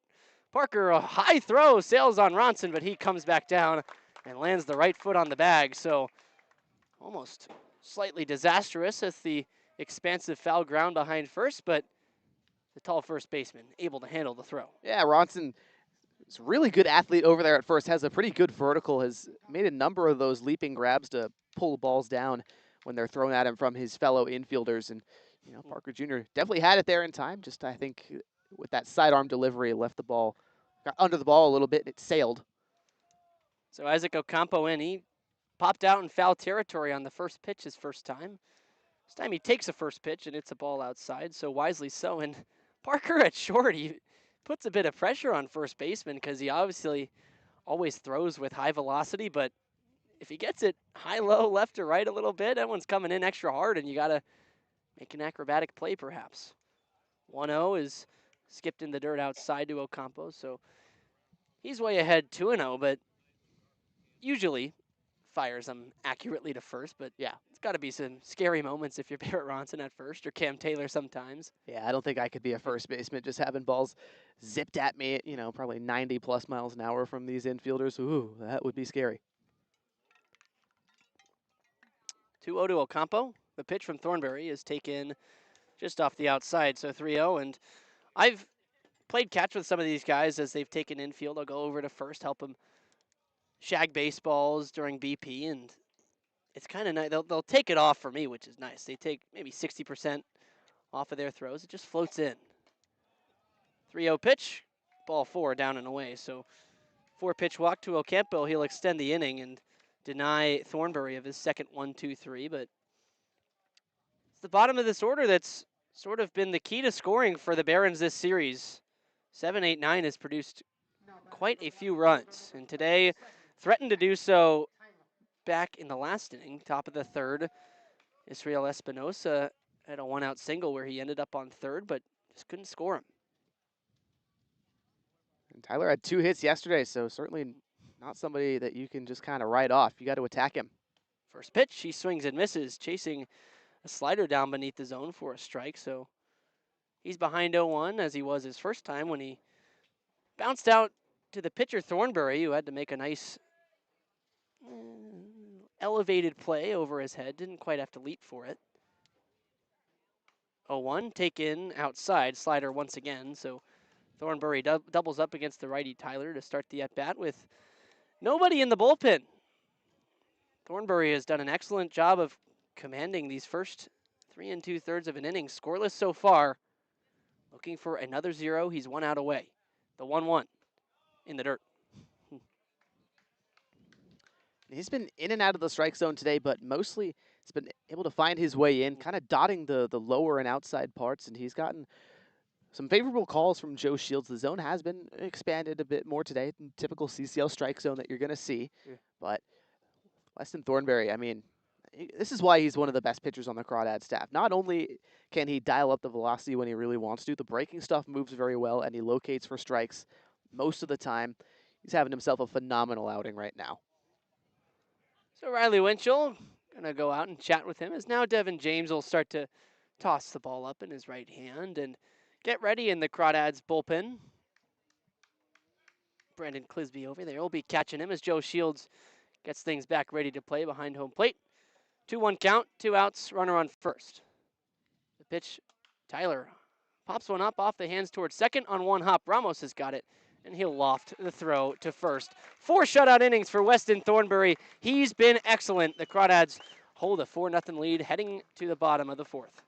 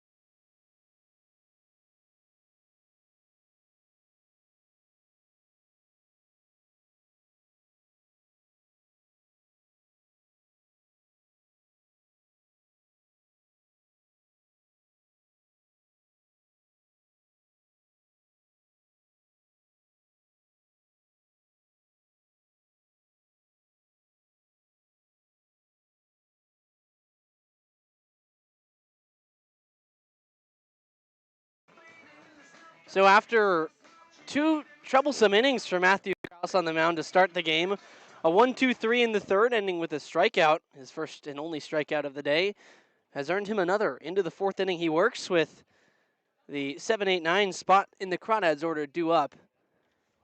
It is Barrett Ronson, Shane Aldridge, and Elijah Ramos. As out in left field, Jackson Tyler's day is done. Bryce Morrison will take over. Jackson Tyler, who had 2 errors on 1 play in the first inning, his day is over. First pitch to Ronson. He takes a strike from Matthew Krause, who's working against the 7-8-9 guys for the second time today. First time through. 1 hit. Was a double by Shane Aldridge. 0-1. Ronson waves and misses at a slider breaking outside, so ahead 0-2 now is Krause, who is coming off again his best inning of work, a 1-2-3, and threw under 10 pitches. Working into his pace now. He's moving quickly. 0-2. Well, of course, right as I say that, he takes a long pause, and now into the windup. The pitch taken upstairs above the letters towards the neck of Ronson, so he gets back in the count, 1-2.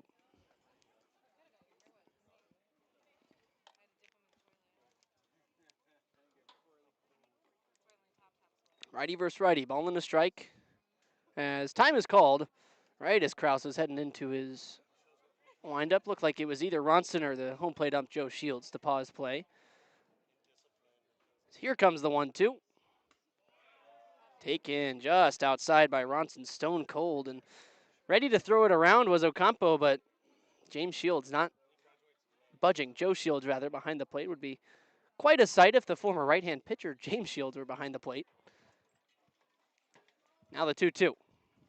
Ronson rips it into left. The new left fielder, Morrison, can't get it. It's past the outstretched glove. Ronson will head to second. The throw in now is not in time as it dribbles in too late. 110 miles an hour off the bat of Barrett Ronson. That is the hardest ball we've seen hit this season. Holy smokes, Harry. What a rip from Barrett Ronson. That was absolutely crushed. And My welcome goodness. to the ball game, Bryce Morrison. How about 110 right at your lips? That's not fun, I'll tell you that. Wow, that was stung. Morrison, who started game 1 as the DH, is back in there now in left. It is his primary position.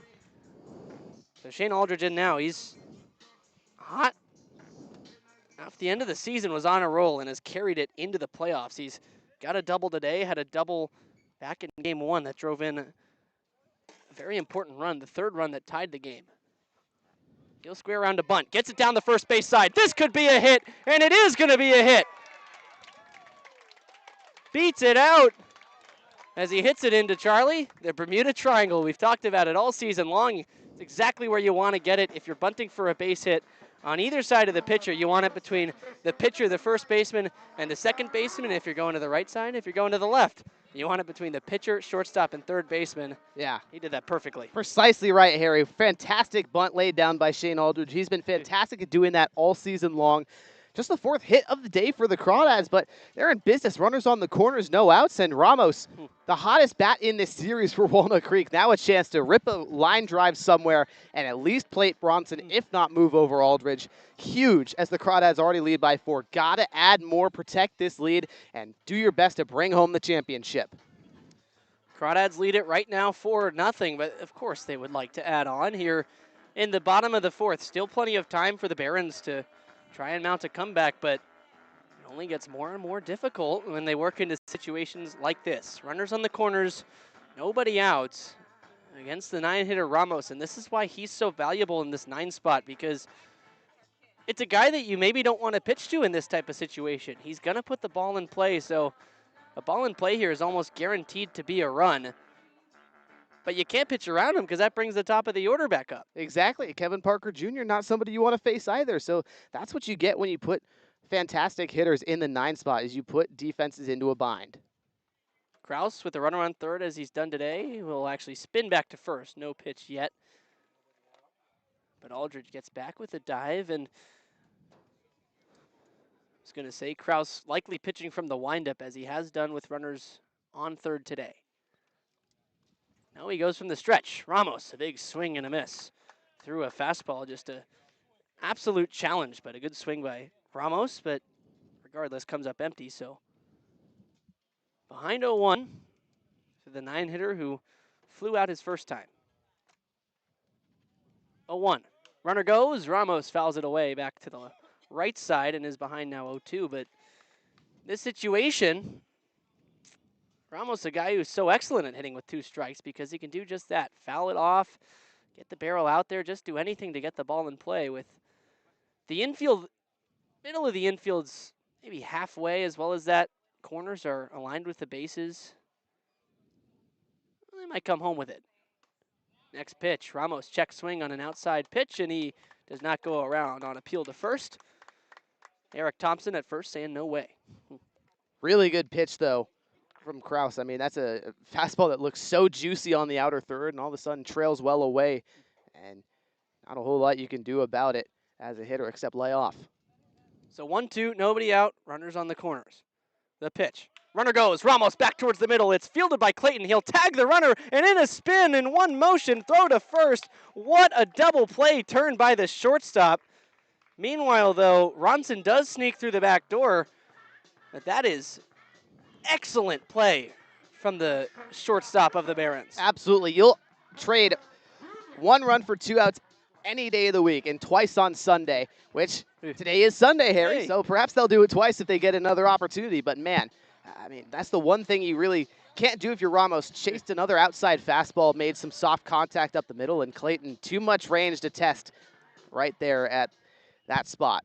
That's unfortunate for Ramos, too, as now KPJ in with 2 outs, nobody on. He'll turn on 1 foul, but it seemed like a hit and run or run and hit type of situation. Runner was going, Ramos swinging away, and usually a hard ground ball like that up the middle is bound for the outfield, but since the runner's stealing, the middle of the infield is pinching towards second, so Clayton had a few steps advantage, working towards the middle, was able to grab it, tag the runner, and throw to first. 0-1 now bounced to third, and Aguirre up with it on a hop. His throw is low to first, but picked on the backhand by Jason Del Villar. So all of a sudden, what was a very threatening inning, runners on the corners with nobody outs. Kraus gets the double play and only allows 1 run afterwards. So 5-0 Crawdads lead after 4 full.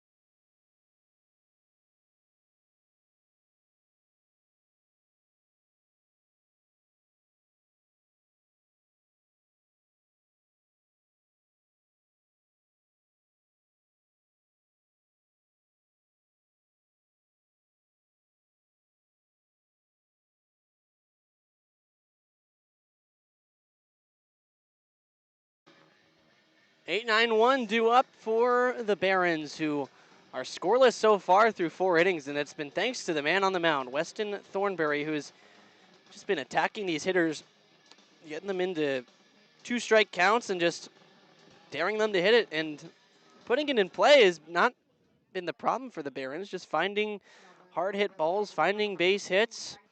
Not a single strikeout on the day for Thornberry, but a whole lot of ground outs, whole lot of pop outs, fly outs, as Nigel Buckley swings at the first pitch, bounces it high to third on the backhand. Robles fires away from first. It's over Ronson's head. Now going to second is the runner Buckley, and he'll round there for third. Finally dug out of foul territory. He slides in safe with a single plus 2-base error. That was craziness. Yeah, and that's exactly the kind of play that allows a team like the Barons back into the ball game. Got to be careful. I mean, Robles just knew that the speed of Buckley was real, tried to accelerate his throw, and he just didn't get his feet set, didn't have the mechanics perfectly right and sailed the throw, and a single becomes a triple, basically. That actually goes down as a 3-base error, no base hit at all, as the throw would have beat him. So now with the runner on third, nobody out, Barons in danger of bringing in their first run.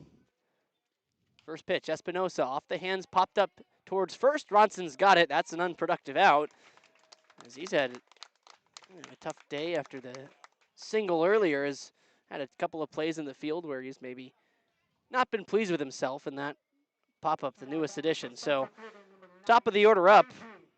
Still a good run-scoring spot. Runner on third with one out. Yeah, that it is, and perhaps the best guy you want trying to plate just one run, A.G. Sawamura, elite contact tool plus the speed, and all that he's got to do is put this ball in play and put the Barons on the board.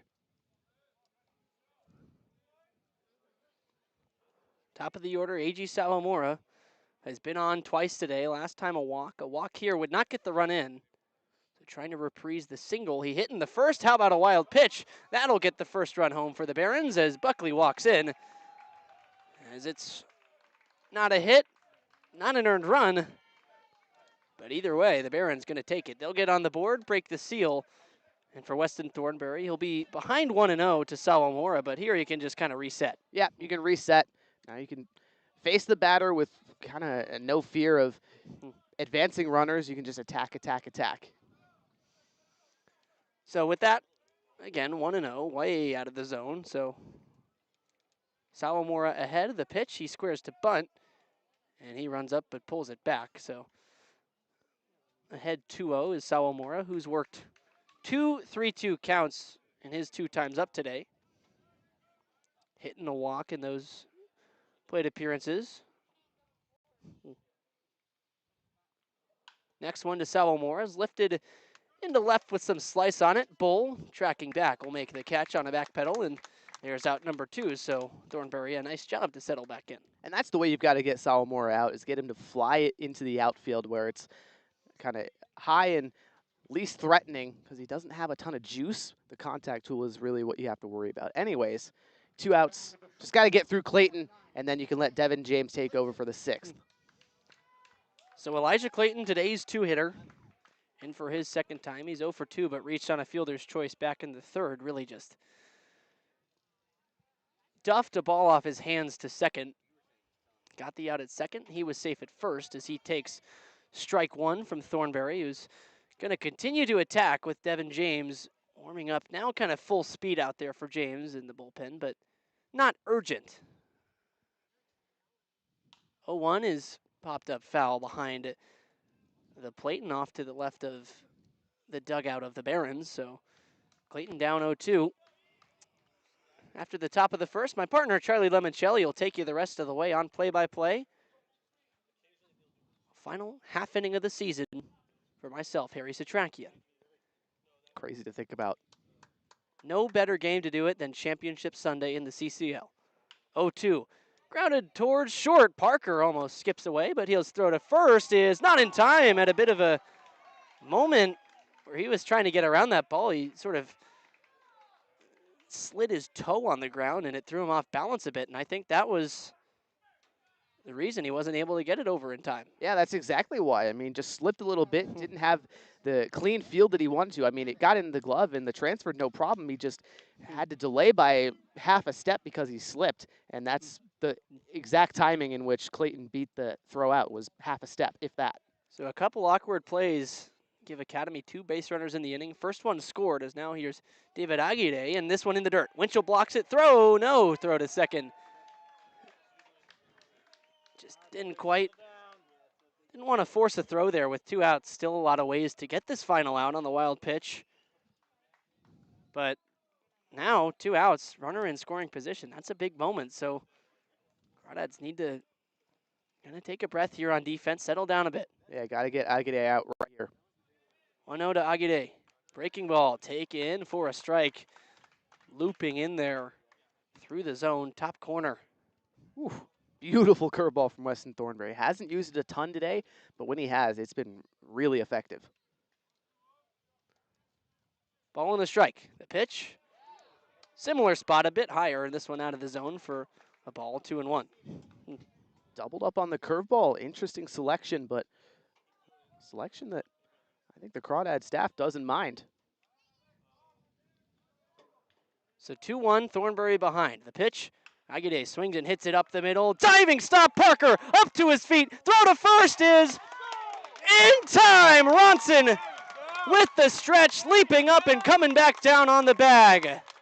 What a play by the shortstop and the first baseman to end the 5th inning. 1 run comes in for the Barons. They finally get their first, but the Crawdads lead it 5-1 halfway through this one.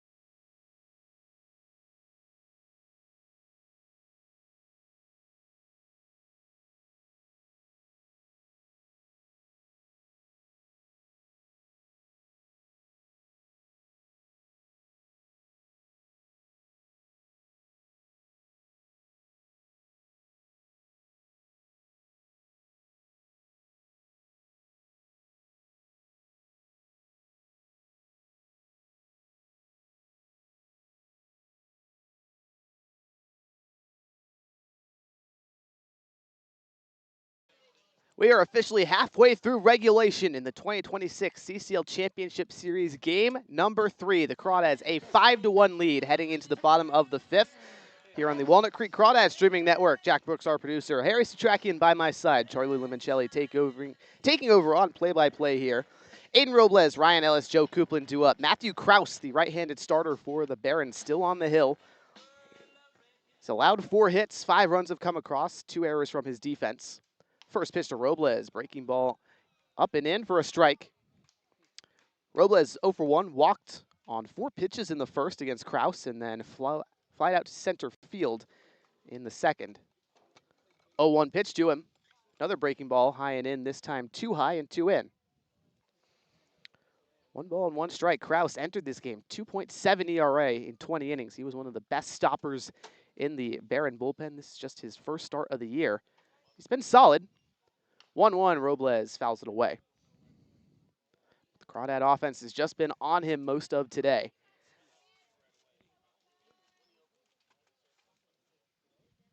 Also a very costly error out in left field from the starter, Jackson Tyler. Back in the first inning, allowed Ellis to reach on a pop fly to him. Just hit his glove, then bounced out. 2 runs came across because of that. 1-2, Robles waves and misses. Slider down and away. Just the second strikeout of the day for Matthew Kraus. That's the second strikeout of the day. Just overall, a day we have not seen really any strikeouts. All the teams, all hitters putting the ball into play. You love to see it in a big game like this. And we talked about a key of the game being hitting the ball hard. Crawdads have done that insurmountably better than the Barons so far. Hence the difference in the scoreboard. Here's Ellis for the 3rd time today. Takes the breaking ball outside, missed the back door. Ellis also 0 for 2, reached on that aforementioned error in the first, E7 that allowed him to move up 2 bases, and a fly out to center as well. Hard hit, this ball's high in the air in the ballpark, right center. Sanders calling for it, makes the catch. Quickly 2 down in the bottom of the 5th. Crawdad still a 4-run lead. Joe Coupland at bat, 2 outs, no one on. Blazing hot day here at Monte Vista High School in Danville for the final game of the 2026 CCL season. 2 franchises that have not won a state championship yet, the Walnut Creek Crawdads and the Academy Barons, both looking to be crowned for the first time in franchise history. Kraus to Coupland. Breaking ball outer third for a strike. Bryden Bull on deck. He and Coupland, some of the most powerful hitters in the Crawdad order. Coupland's had himself a great season and a great series as well. Had a double yesterday, a pair of walks on Friday. He check swings at a breaker. It's called a strike anyway. I think, yeah, went around there. It's when you swing with so much power like Coupland does. Might have been in the zone too, but really hard to hold back the swing once you've already committed to it, even just halfway. So going around, but can't change much from your approach now. Just stick to it. 0-2. Kraus kicks and deals. Fastball too far outside. Matthew Kraus looking to go his second 1-2-3 inning. Did so in the third after the Crawdads scored in both the second and the first. Heard him grunt after that pitch a few times now on 2-strike counts. He's done that, really putting his all into this start. 1-2. Another heater misses away. 2 balls and 2 strikes to Coupland, Danville native. And Coupland hits in 7 of his last 8 games. He's on a 6-game hitting streak entering this championship series. 2-2. Swing and a miss. Slider low in the zone, gets a bite. 1-2-3 inning for Matthew Kraus. The Barons still a chance in the top of the 6th to cut into the 4-run deficit.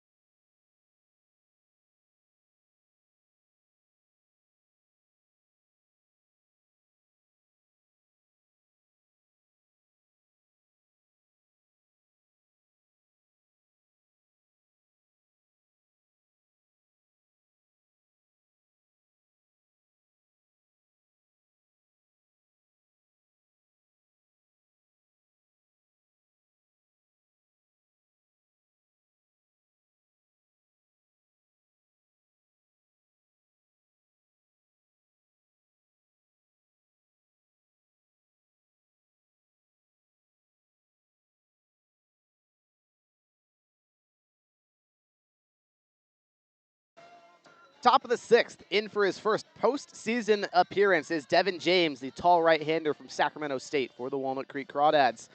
Nick Sanders, Jason Delviar, and Isaac Ocampo, 4, 5, and 6 due up. The Barons trail by 4 in Game 3 of the CCL Championship. James, 6.86 ERA in 7 appearances, 5 of which have been starts, 21 total innings. Just a strikeout guy with a huge arsenal, Harry. 5 different pitches that he's thrown at least 30 times this season. Changeup, slider, sweeper, sinker, and 4-seamer.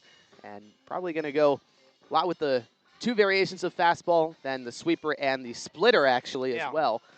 Either way, just a guy with a lot of stuff. 27 strikeouts on the season, can get you any way, and the Crawdads need him to get a lot here. And the key for him is he can land all those pitches for a strike. That's when he's on most, is when he can maybe set the tone with the fastball, first 4 or 5 batters he faces, then start to pitch backwards a bit. We've seen him start to struggle a bit, maybe when other teams start to pick up on him, I should say. Less so him struggling, more other teams just picking up when he sees a lineup for the second and third time, because they start to see that he's just going to pound the strike zone, right? So he's going to make guys swing, and once they see the spin their first time, they come up the second or third time and say, okay, you know, I know what you're going to give me. You're going to give me something in the zone, and again, I've seen how it spins, so I know where it's going. And now, though, in a mid-innings relief opportunity, that is a great spot for Devin James. You think if he's perfect through the next 3, you get to the 9th with only facing the lineup once. That would be ideal for the Crawdads. First pitch to Sanders. Fastball down the middle, strike 1. And the other big key, Harry, for Devin James is you just have to limit walks. His one really tough outing against Sonoma here, he allowed 4 walks as a reliever in 3 innings, and that day was just not the Crawdads. 0-1. Fastball outside. No Crawdad pitcher that day was very friendly with the rectangle, the gray box, you'll call it, the strike zone I'm referring to. They were living outside of it all day long, and James ended up getting the loss. 1-1 to Sanders. There's the sweeper, front door for a strike. That was just uncharacteristic from the Crawdads staff overall. Really a patient day from Sonoma hitters. They didn't want to swing at anything, and it was just a walk fest, but haven't, thankfully, really seen that since, and Devin James has been as excellent since. 1-2 skips in the dirt. That time the splitter from James, just no spin on it at all, bounces in front of home plate. 2 balls and 2 strikes to Sanders, 0 for 2 today. A 6-3 ground out and a pop-up in foul territory over towards third base that Robles was on top of. James turns and delivers. Sweeper swung through, foul tipped into Winchell's glove. He held on. First strikeout of Devin James's day. Jason Del Villar coming up, 1 out, top of the 6th.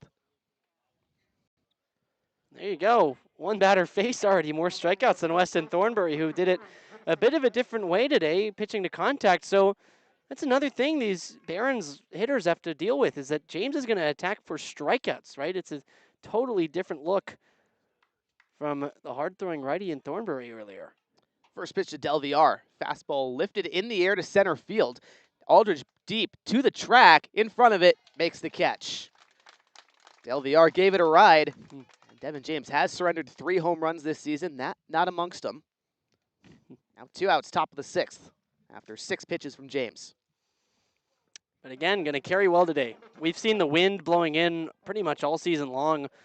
Here at Monte Vista, though, during the postseason, it's been very quiet. Almost no wind affecting the flag out in right center field. And since it's been so hot, air a little thinner, ball's going to fly more so, and it has. First pitch to Isaac Ocampo. Sweeper in there for a strike. Ocampo 0 for 1 with a walk and a pop-up to short where Kevin Parker Jr. was waiting. Middle of the Barons order. Hitless today, 0-1. Another sweeper, bottom rail, strike 2. Devin James pumping it in the zone right now, Harry. Yeah, and that pop-out he had in foul ground was no ordinary pop-out to the shortstop. Parker was all the way down the visitor's bullpen to make that catch. 0-2. Tripled up on the sweeper, misses below the legs. So Ocampo just stays alive. Devin James, last time he was out against the San Francisco Seagulls here at Monte Vista, 9 strikeouts in 4 2/3 innings. 1-2, runs inside, hits Ocampo. Splitter that left James's hand too early. That's a pitch he's been struggling with today, Harry. Yeah, just the 2 times he's thrown it, 1 time in the dirt, 1 time into the ribs of Isaac Ocampo, and the 3rd time that the Crawdads have hit a batter this series so far. Barons have hit none, so been something that has been a little different. They took advantage, I think, yesterday when they got a couple on via the hit by pitch, so just got to settle it back in. Still 2 outs, a lot of ways to get this last one without any damage. 2 outs, runner at first for Bryce Morrison, taking his first at-bat of the day. Morrison came in to replace Jackson Tyler in left field and has not appeared since Friday for the Barons. He was 0 for 3 with a walk. James, first base side of the rubber, out of the stretch now. First pitch to Morrison. There's a sweeper, chopped foul towards third. Morrison, rising freshman heading to University of Southern California, USC. Former Crawdad broadcaster Casey Kasliner's at. Yeah. He'll have some fun calling some Bryce Morrison games. Casey, if you're tuning in, hey, man. Hope so. Pick back to first, not in time. Ocampo safe. I, of course, did not meet him in the Crawdad summer last year, but myself and Austin Oda were calling a women's basketball, Oregon versus Stanford, at the Chase Center, and we saw Casey there because USC and Cal were playing right after us. 0-1. Fouled back, hits Winchell in the thighs. He took one hard earlier, and so the second time today that Joe Shields going to go out and give him some time to just walk it off a bit, but always fun to see on this last note of this Casey story. Just fun to see the Crawdads, former interns, doing their thing all around the U.S. Absolutely. Casey Kasliner up in the Cape Cod Baseball League with the Bourne Braves. Yes. In the midst of a playoff push. And Carson Mercier. Yeah. Can't stop talking about him. I know, right? A couple of former Crawdad broadcasters on the Cape. Perhaps Harry and I will be up there next year. We'll see. That would be fun. Indeed it would. 0-2 to Bryce Morrison. First at bat for him today since taking over in left field. 2 outs, 1 on. James delivers. Sweeper lifted in the air on a line to Coupland in right. And he makes the catch. The hit by pitch lone base runner for the Barons in the top of the 6th, but they're held scoreless again this frame. To the bottom of the frame we go.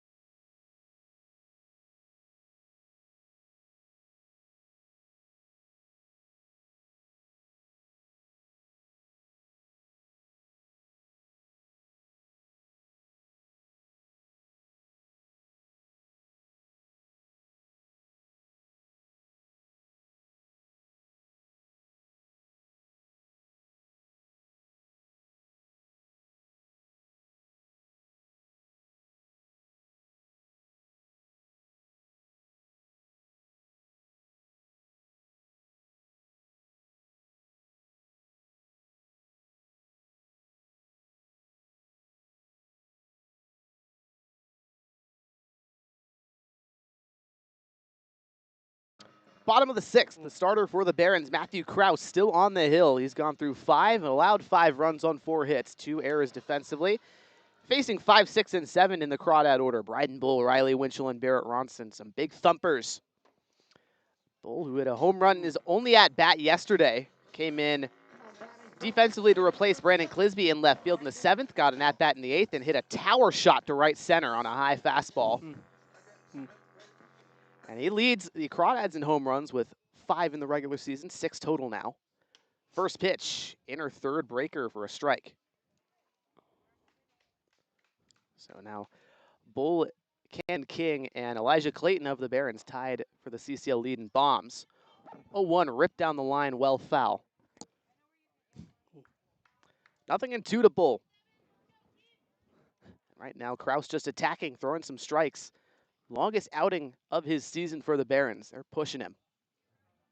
His 0-2. Bull taps a fastball foul.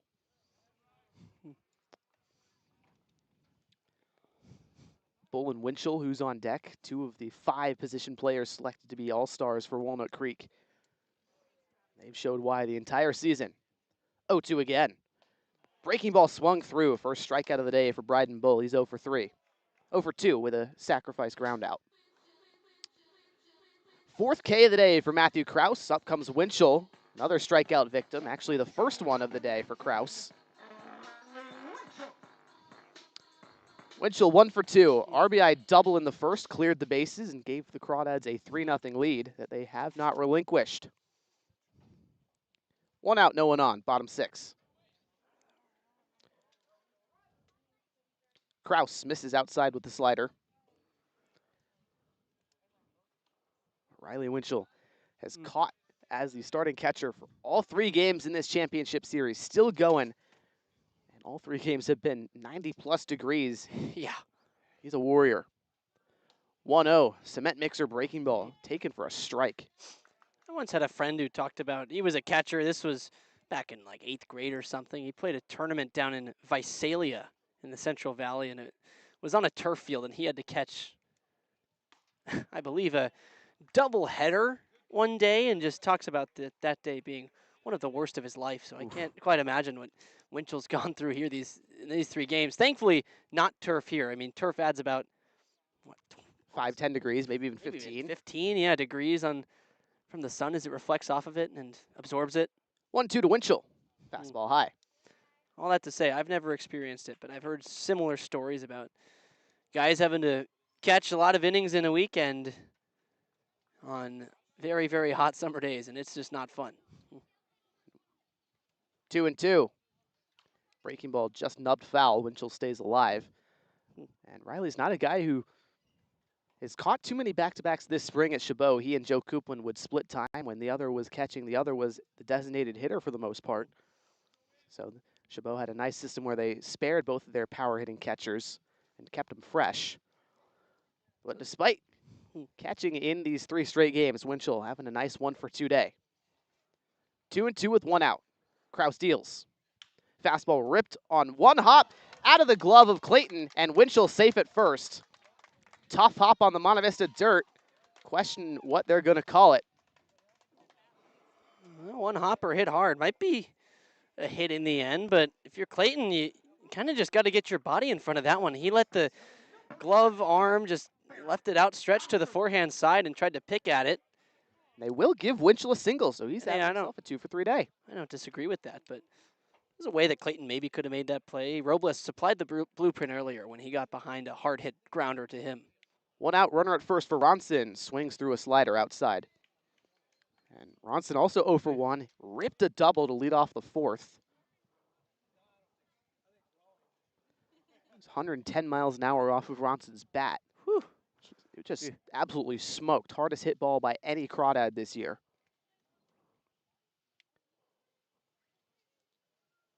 Kraus goes a fastball high and in. Swing and a miss. The back pick to first, not in time. How about the sequencing there, Harry? Outside breaking ball, inside fastball upstairs as well. Kind of leave Ronson guessing. Those are 2 pitches that aggressive hitters are going to be aggressive against. You see the slider outside, you think it's maybe a fastball. As Riley Winchell is going to have to take a moment here down the first base line just to take a breath. And again, he's taking such a beating out there behind the plate at catcher. It's so hot, and maybe just diving back to first, you diving that metal belt loop sometimes can just cause some pain when it presses up against you. So sort of kneeling over, but point being, both pitches that aggressive hitters sometimes going to go after, because the slider on the outside, you think it's going to be a fastball that ends up on the outer part of the zone, then all of a sudden it shoots away. Then that high fastball, it just some kind of trick on the eyes where it looks so good, even though it's up above the zone, and you know it. Once you start swinging, you're instantly regretting it, but it's a pitcher's pitch. It's always been a classic go-to whiff pitch. Options open for Kraus. The 0-2. High and tight. Ronson just stands there and takes. That pitch not even close. So again, Kraus on an 0-2, just grunting as he releases the fastball up to 89. That's towards the top of where he's been at. So he's putting everything into it, but also on the sun. In the sun, I should say. Needing to labor today. 1-2. Swing and a miss. Bottom falls out of a changeup. 2 strikeouts this inning. 5 on the day for Matthew Kraus. 2 out, still Winchell at first for Shane Aldridge. Aldridge 2-for-2. A hard hit double and a single. The double ripped on a line to lead off the second, then a bunt single in the 4th that moved Ronson over. Aldridge red hot. Crawdads a 4-run lead, looking to extend. 2 outs, bottom 6. First pitch from Kraus is low. Aldridge heading to Cal State Monterey Bay. He'll be teammates with Jason Del Villar, who looms over at first base for the Barons. That's going to be a wagon of a team this spring. Winchell's going already. Now spin away from Kraus. The tag in time. That ends the inning. Tried to catch him sleeping last second. That was actually pretty close, but Kraus gets the message to step off. Winchell almost snuck in there, but hey, you get Ramos leading off, or rather Aldridge leading off the next inning. Not the worst thing. Either way, 6th inning is over. To the 7th we go. Barons coming up to bat, trailing 4.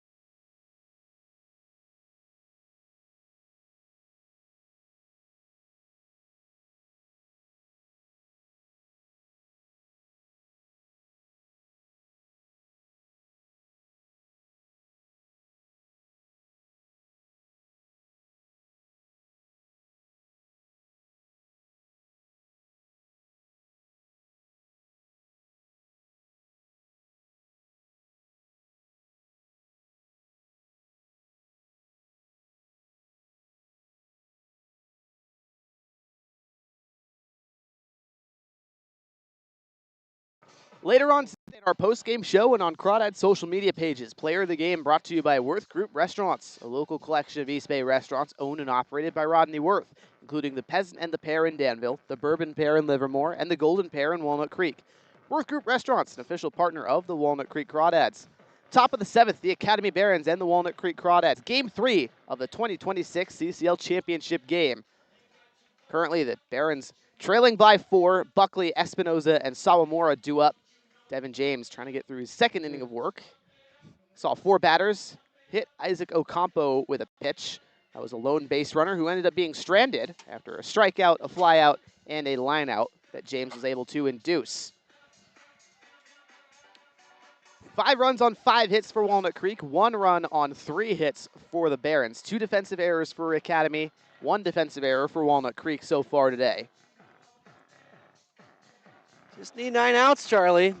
It's still a decent way to go. Just a 4-run lead. Still time for the Barons to battle back here. This is a big inning for Buckley. He's led off now 3 times. Has been doing a great job of leading off in this series. Yeah, Buckley's been a table setter in the 9 spot.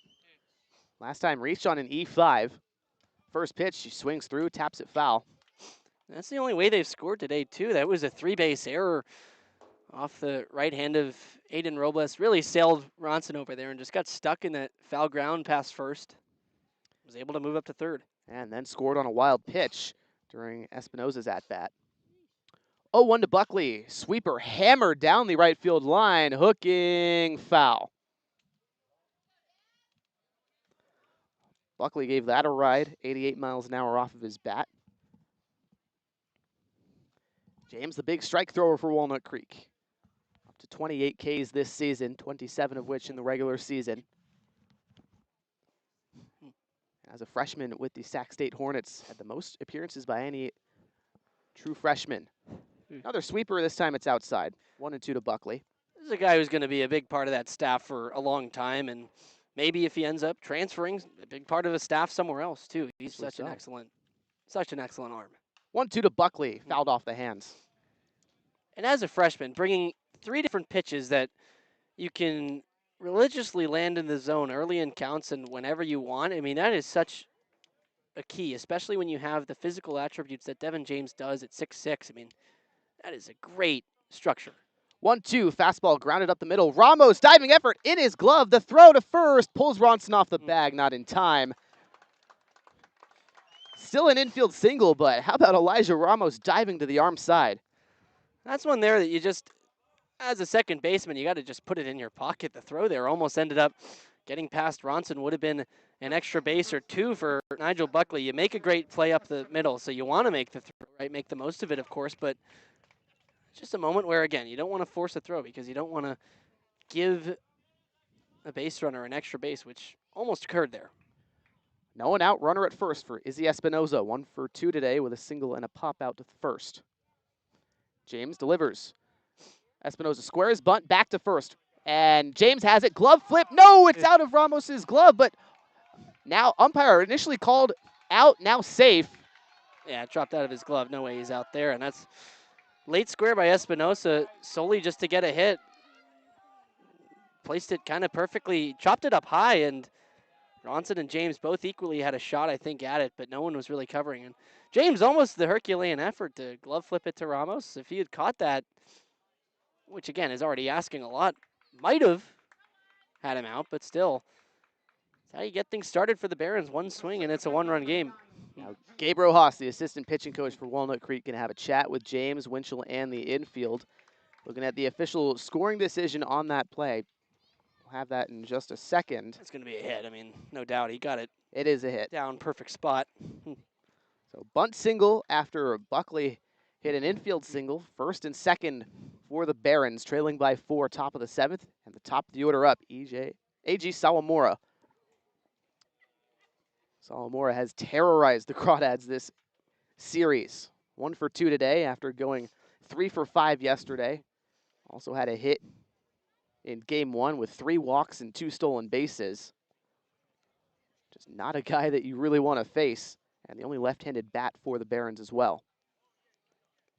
This is only the second time they've had 2 runners on at once as well this game. So first time unable to cash in, and Sawamura was part of that inning, he walked to get runners on first and second back in the third inning, but then was wiped out via a fielder's choice. Then another out ended the inning. So for the Crawdads, you're looking for a repeat effort. A double play, of course, is priority number one. Maybe priority number two behind a triple play, but that never really happens. And with Sawamora's speed, you can basically put that off the table. Corners in, middle back, outfield straight away against Sawamura. Last time he was up, flew out to left field where Bull was waiting. No out, 2 on, top 7. James delivers. Fastball low.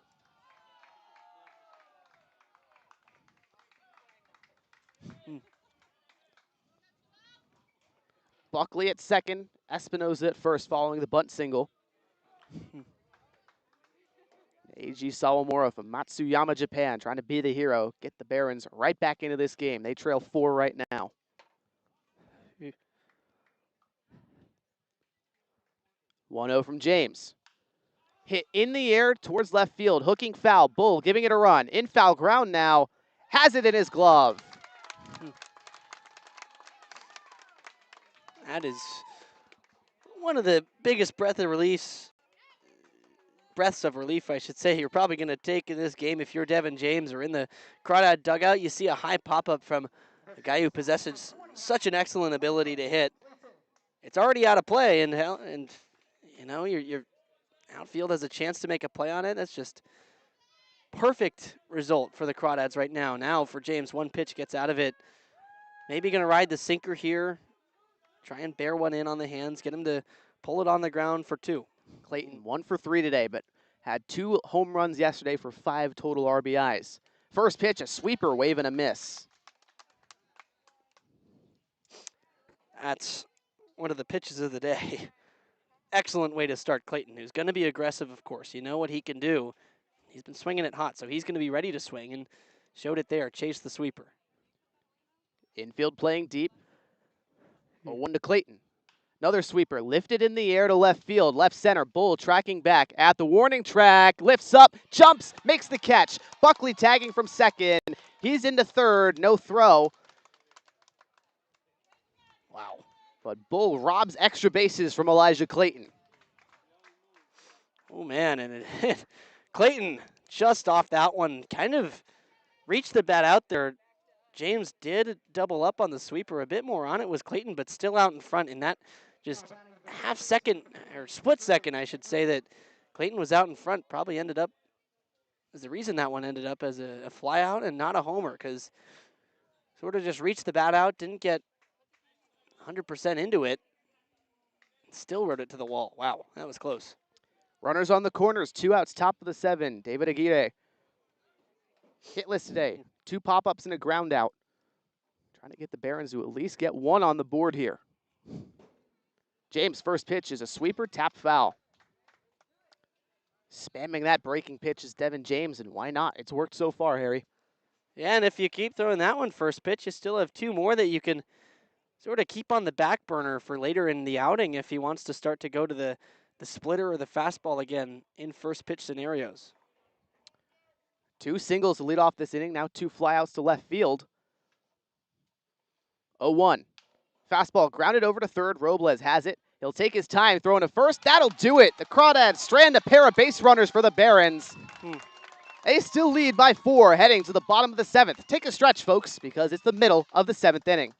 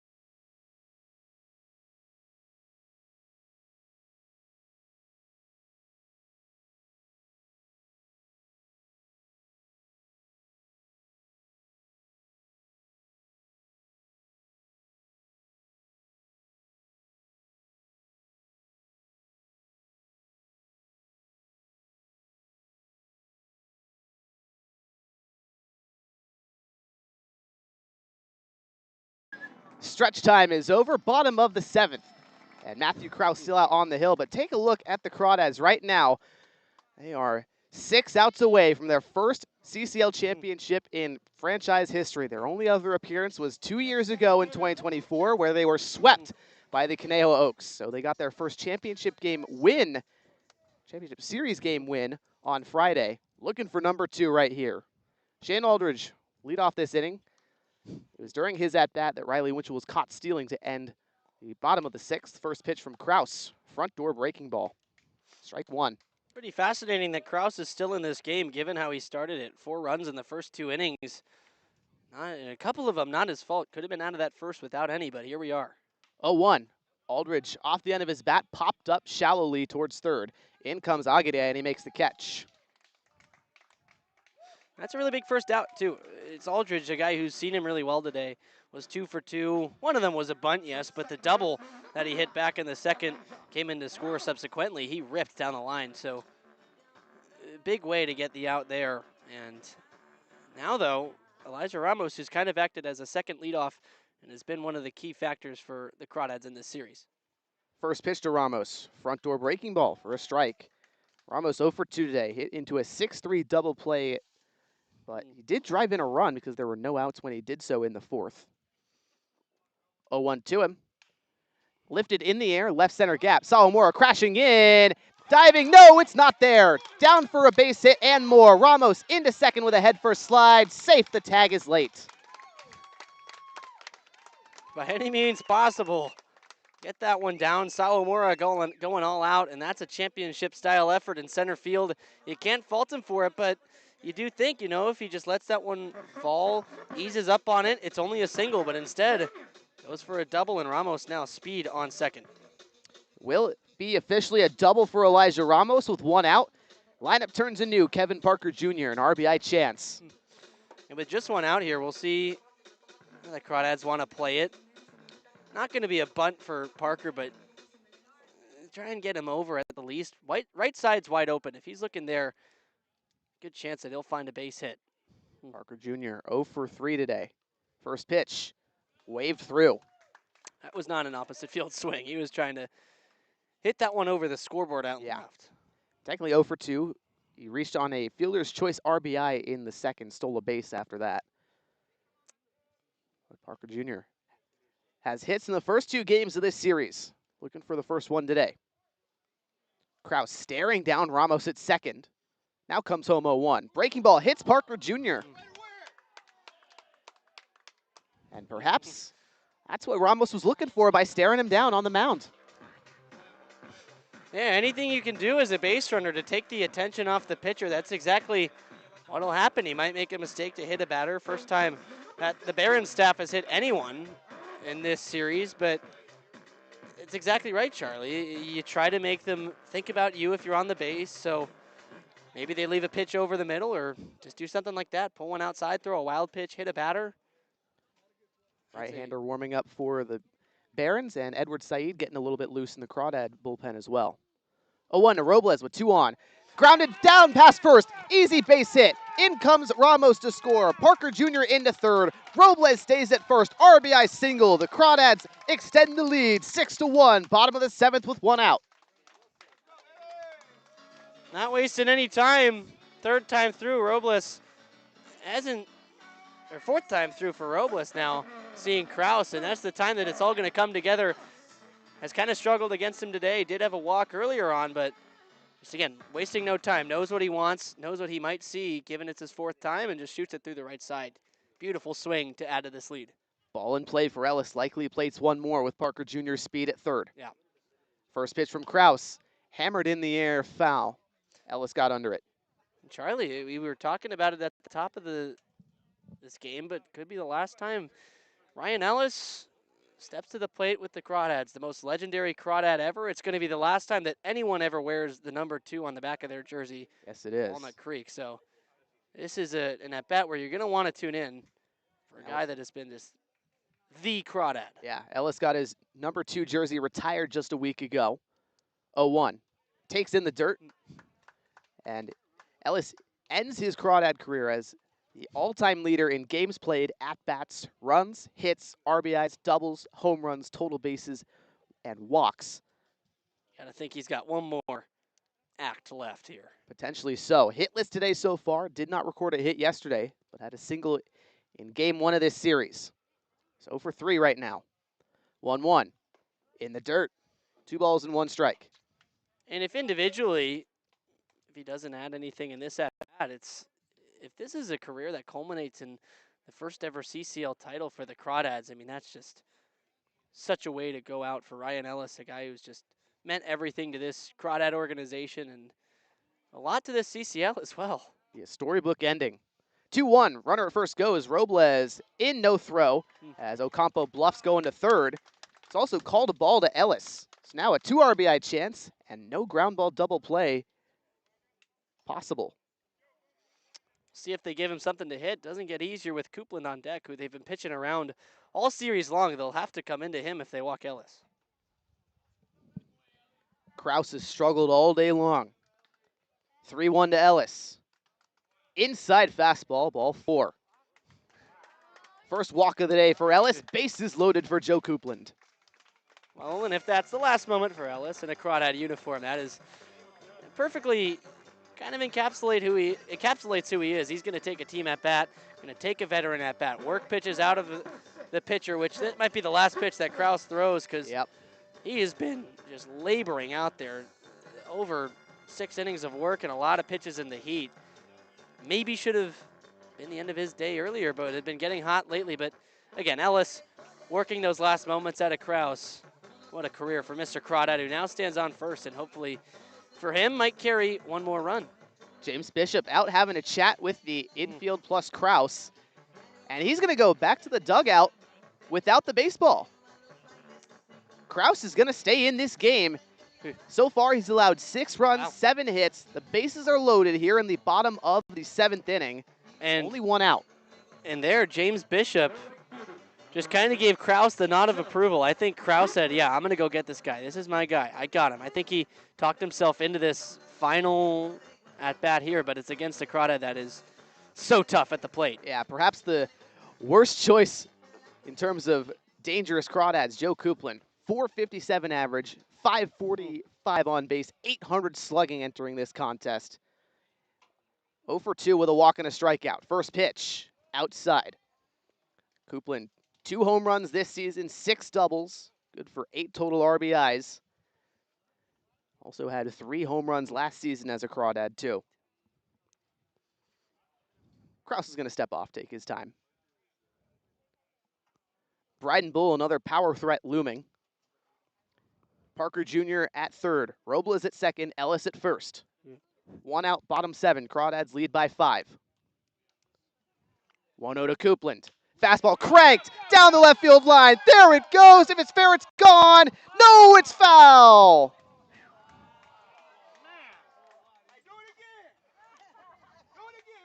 Ooh, I would have done it. This Walnut Creek crowd here today at Danville and Monte Vista High School. You can kind of hear a pin drop the moment before that pitch. Everyone anxiously awaiting as every pitch comes in, and they were ready to erupt. But now Coupland just got to straighten it out.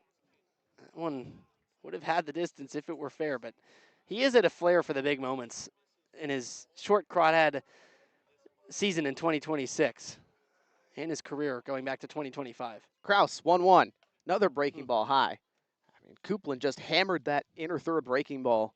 And that's now, what, 3 times, Harry, that Coupland has hit a hard line drive down one of the foul poles that would have been a home run if it was ultimately a fair ball.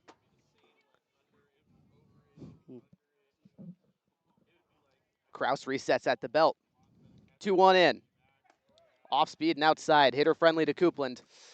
Hey, Matthew Kraus, you demanded the baseball here. 3 balls, and the only strike you got was a home run foul.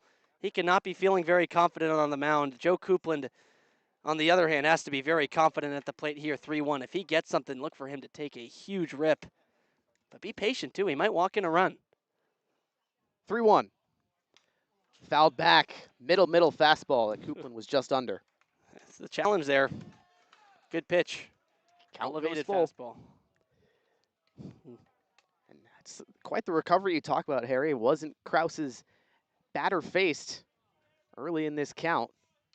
First strike that he threw, as you mentioned, nearly a home run. Now he's worked it back full. The righty looking for a putout. The payoff pitch. In the dirt. Walks in a run. It's a wild pitch. Gets behind Ocampo. Robles just thought about it, but he'll hold at third.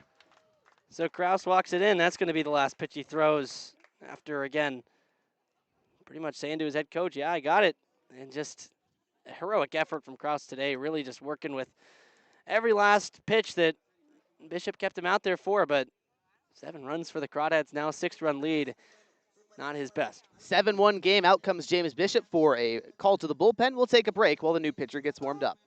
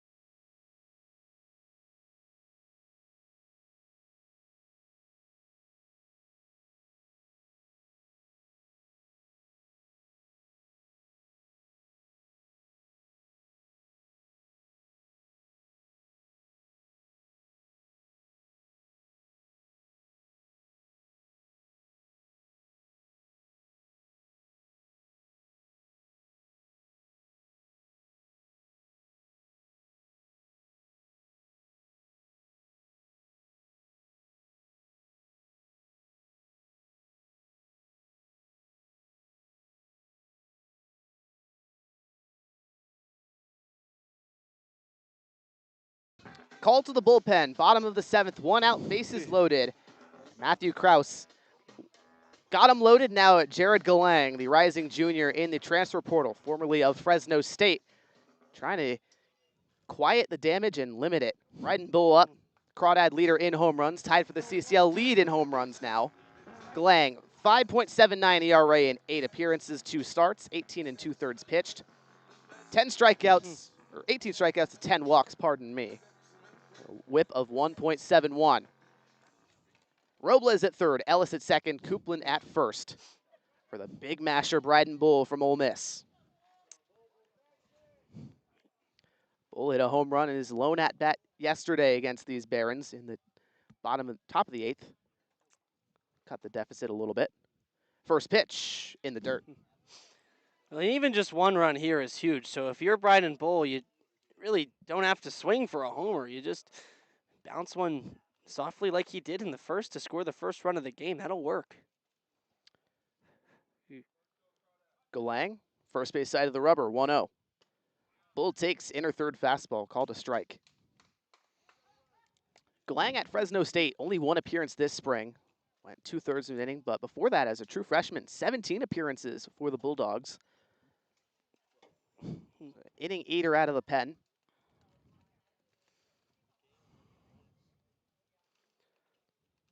One to the lefty. Hammered, left center gap. Goodbye, Morrison waves at it, and actually it's off the wall. Robles comes in to score. Now Ellis. Coupland holds at third. Bryden Bull, a 2-run double. 9-1, the Crawdads lead in the Game 3 of the CCL Championship. And right there, that's exactly the swing you're looking for. Not needing to do too much. Kept it short with his stature and with his power. Even a ball that he doesn't get 100% into, it still hits at 96 and still rides it the other way. Still have a good chance to land it somewhere deep. So off the wall there, brings home 2. 9-1, Crawdads. Keep on at it. I mean, 6 outs away. Can't ever be too comfortable. That one, a 23-degree launch angle from Bull. If it's a couple degrees higher, might have left the yard. Anyways, Winchell, 2 in scoring position, 1 out. First pitch he sees, hit in the air, right center. Salamora camping under it, tracking in, makes the catch. Coupland will not tag from Oh. third. Throw went to third, too. He expected maybe both to tag, and Coupland could have had home, but Sawamura has shown off the arm today. He has a hose out there, and he almost threw Kevin Parker out at third, tagging from second earlier in the game, and that's the fastest runner on this Walnut Creek roster. So the Crawdads know that. They're not going to test him, and in an 8-run game, maybe why not, but also you can feel pretty comfortable in just trying to extend the inning, not wanting to run yourself into the final out. Score, 2 in scoring position, 2 outs for Ronson. Galang allowed the double to Bull, then induced a fly out to Winchell. First pitch to Ronson, breaking ball low outside. 9th batter in this inning for Walnut Creek is Ronson. Aldridge led off with a pop out. The Crawdads are close to batting around for the first time today. Ronson heading to UC Irvine this fall. 1-0. It's just a fastball waved through. Kind of tailed down a little bit. 1-1 now to Ronson, who's 1 for 3. Struck out last time up in the 6th against Kraus, then hit a double, 110 miles an hour off of his bat in the 4th. Grounded out to end the 1st. Galang out of the stretch. 1-1. Swing and a miss, inside fastball. Now one more strike from Kraus. Pardon me, from Galang would get out of this jam. Damage is done, though. 4 spot. Most runs the Crawdads have scored in an inning. Really, it was a 4-run game going into the 8th. Now an 8-run lead. They've doubled it, so that is just hugely important with 6 outs left. 1-2, Ronson takes on the outer third, called strike 3. Fastball at 91 miles an hour gets the job done. Galang ends up getting the strikeout, but not before 4 runs for the Crawdads. 8-run lead to the top of the 8th. The Crawdads from a championship.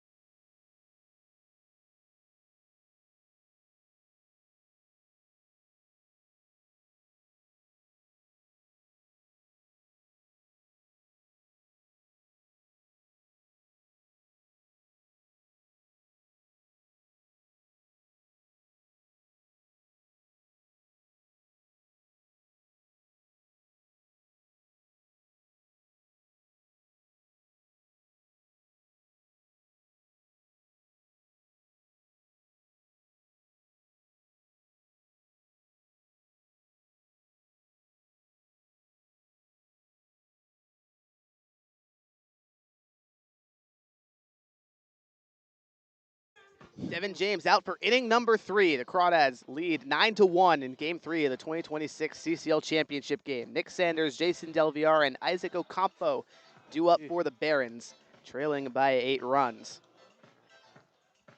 Crawdads in these playoffs have scored 15 total runs heading into this contest. Today they have 9. It's just been an offensive explosion, Harry, when they needed it most. Absolutely right. And on the other side of things, the pitching has done its job to just keep the ball in the yard. Knew the ball would fly today with the heat, and haven't seen any home runs yet, but just a lot of contact off the bats of Academy, but a lot of it has been weak. Just a complete ball game so far. Sanders, first pitch he sees, grounded to short. Parker Jr. is there. The throw high. Ronson pulls off the bag, and they'll say he stays pulled off the bag, even though his foot kind of landed close. But home plate, first base umpire Eric Thompson with a better view than we did. I just can't start doing that. He did land just past his right of it. They'll call that an E6 on Definitely, Parker yeah. Jr. And it's one that if you're Parker, you just want to take a breath. You don't have to go 100% into that throw. You had him by a few steps on a hard hit grounder. You don't need the velocity at which he possesses and can rip across the diamond. That one just to follow your throw, take your few steps after towards your target, and that will land the ball accurately. But anyway, it's just not the start they're looking for. Pick back to first, not in time. Jason Delviar to the dish. First pitch, he waves through a sweeper. LVR 0 for 3, 2 groundouts and a fly out to center field. Devin James has allowed just 2 hits today with a strikeout in his 2 innings of work so far.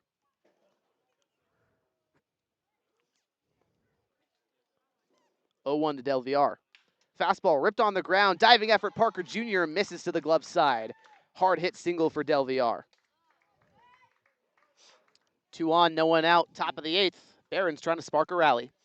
And that's what you got to do if you get some help with an error to start an inning offensively. You have to, it almost becomes in the rest of the dugout that you have to score that run. And any free pass you get, it is sort of the goal there. First and second for Ocampo. He's been aboard twice, once via the hit by pitch, the other via a walk, but is technically 0 for 1 with a pop out. James staring at second, now the pitch home. Sweeper lifted in the air, foul grounds towards third. Winchell and Robles giving it a look, and this is off the top of the Barron dugout.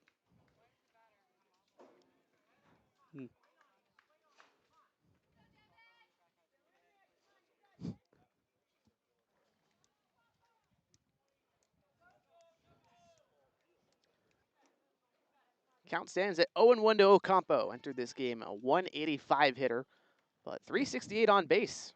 Walked 10 times, been hit by 10 pitches this season, entering today, now 11. Pitch from James. Sweeper check swing on the outer third. Called a strike anyway. Home plate umpire Joe Shields says he went around.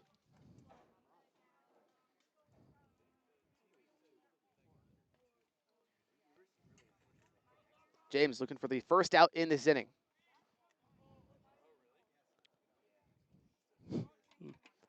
The 0-1. 0-2 sweeper, pardon me, chopped foul.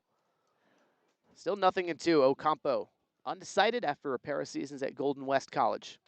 Second season for him with the Barons.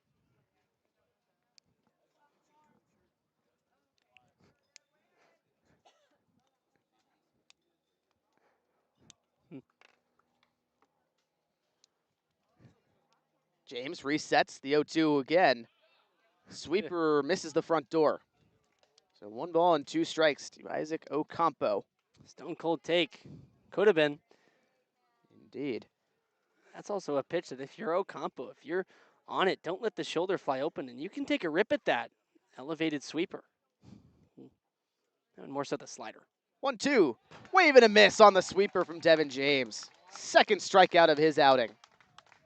Wow, that's disgusting. I mean, you get away with a called ball that was pretty close at the plate, then you just see the sweeper, which runs away a bit more than the slider the pitch before, and it is a tough battle when you see a guy like James who has 2 of those breaking ball pitches that are, you know, pretty similar, but just different enough to where they can work off each other beautifully.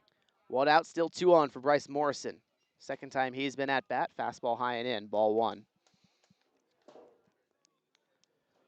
Morrison lined out into right field where Joe Coupland was waiting for him. Quiet day for the Barons. 1 run on 5 hits so far, plus 2 defensive errors from Walnut Creek. 1-0 from James. Ground ball up the middle. Effort from Ramos on the dive, not in time. And now in comes the runner from third. Is Sanders after he reached on the error. He'll come in and score. RBI single for Bryce Morrison. Deficit now 7 for the Barons. So they do, in fact, cash in the free base. They get to start the inning. The error to get on, that was Sanders over there, and he comes around to score. It'll be unearned on James's line, but still, you spin a ground ball there. That's what you're looking for. Yes, it's up the middle, but for James, you just keep doing the same thing. You have a 7-run cushion still. Try to get 1 out at a time, but if you can get 2 at once, you'll take it. Here's Buckley, the hottest Baron bat, takes a backdoor slider for a strike. Buckley 1 for 3 with a single, also reached on an E5. Yesterday had a hit and was 3 for 4 on Friday. First and second with 1 out. James, 0-1. Sweeper, ground ball over to short. Backhand for Parker Jr. On to third for 1. That's the only one they'll get. The leading runner, Delviar, out. That is exactly what you have to do. As a shortstop, going to your right with runners on first and second, you're never, ever going to get an out at second or first, especially when it's softly hit like that. So you just go to the short transfer, go to third, good on Robles to just act like a first baseman and reach out, stretch to receive that one. And again, if you're James in the Crawdads infield, you just need to go one out at a time with this big lead, and that's what they just did beautifully. There's Izzy Espinoza now. 2 outs, 2 on. The Barons have stranded 8 runners on base today. James looking to add 2 more to that totals. Now he'll signal to Winchell, reset the signs, please.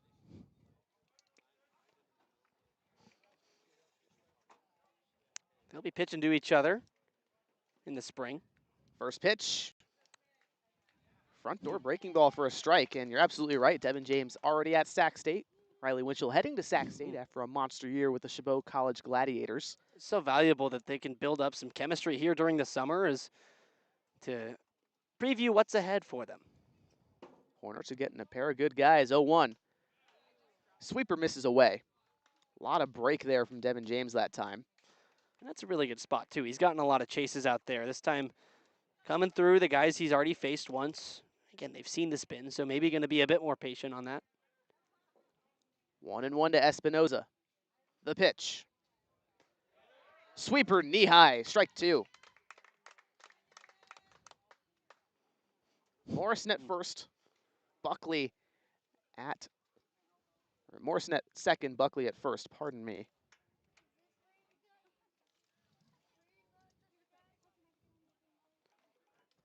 James 1 strike away from getting out of this inning and stranding 2 more.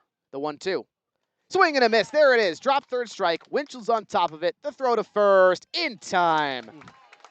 Second strikeout of the inning for James. Third of the day. All of them looking. And the Crawdads in command. 3 outs away from a championship.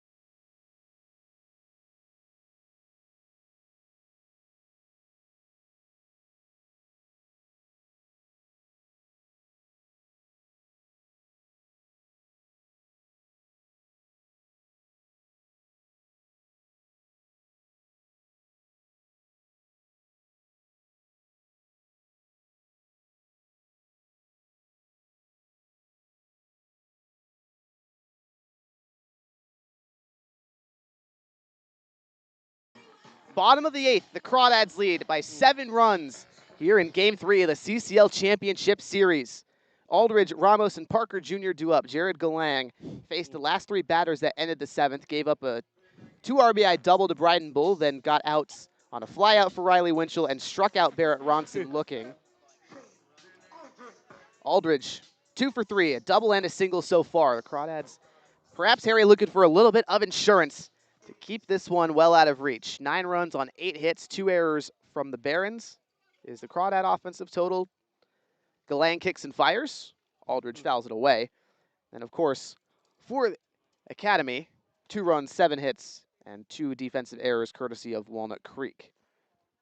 I think the approach this inning is maybe just get the 1 run back that you gave in the top of the 8th. It was unearned, but why not just stay out? 0-1 fastball misses in.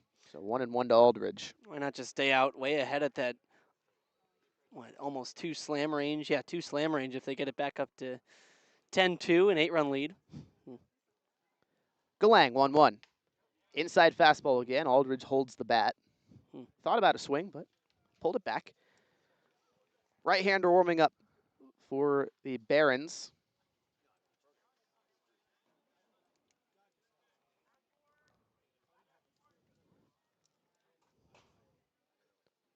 1-2 to Shane.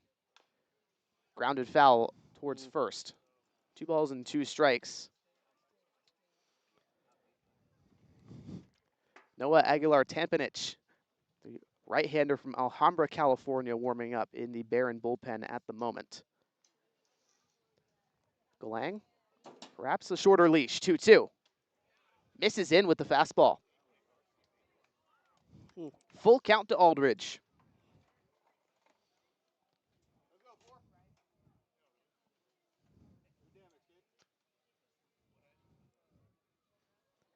Ramos looming on deck, the payoff.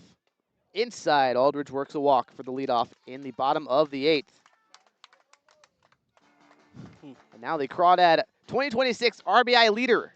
Chance to get some more going. Added 1 RBI on a sacrifice double play ground out in the 4th. Also had a double in the 7th, so he's 1 for 2 technically. And his RBI total up to 26 on the season if you include the postseason stats.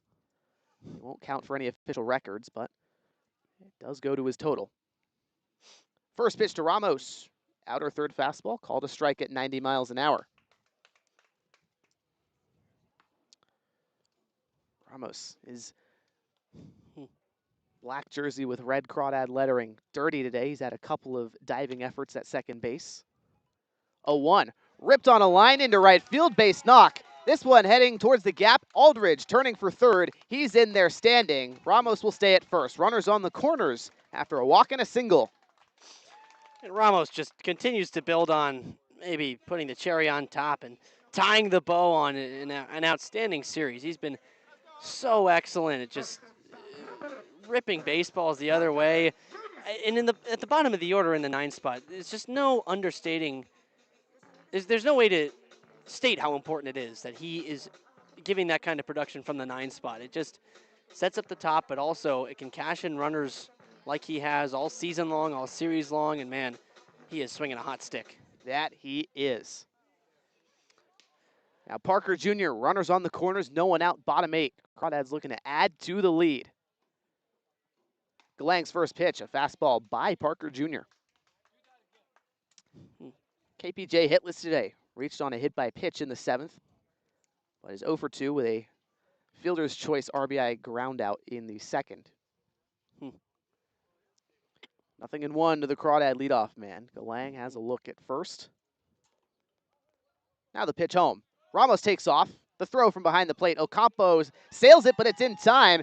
Espinosa's got it. The run down to first. He reaches out for the tag. Not in time. Now the throw home. Aldridge is safe with a run. There you go. Crawdads manufacture one more. 10-2 in the bottom of the 8th. Brett Cummings so cerebral at third. Usually you think once the runner between first and second gets into the rundown, you want to send that runner at third, but basically if you run all the way back to first, you guarantee that they're going to have to make a transfer from whatever, shortstop to first baseman, so that's going to take up time. So once that happens, then you send the runner. I love that decision. Last pitch was high anyway, so 1-1 to Parker Jr. Now 1 out, no one on. Galang kicks and deals. Heater away. Crawdads have been brilliant at those first and third plays all year, both offensively and defensively. Robles waiting on deck. Hit an RBI single last time he came up. 2-1 to KPJ. Fastball at his knees. Strike 2.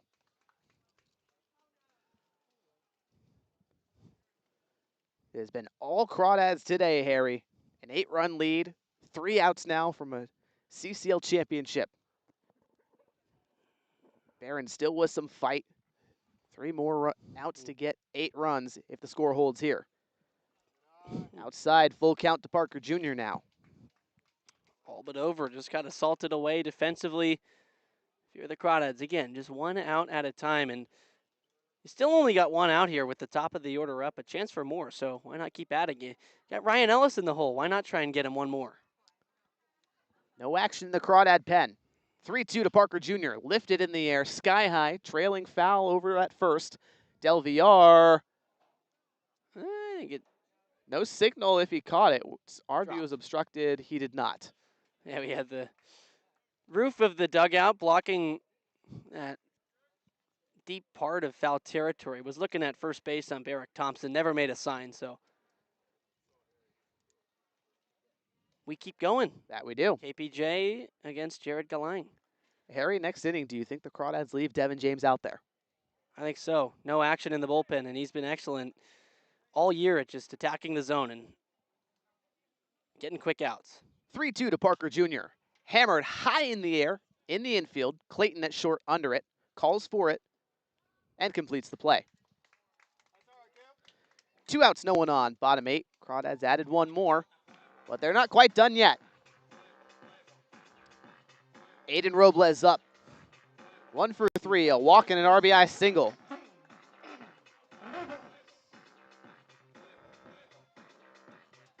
Galang looking for one more out and to give his offense a chance to play 8 runs in the top of the 9th.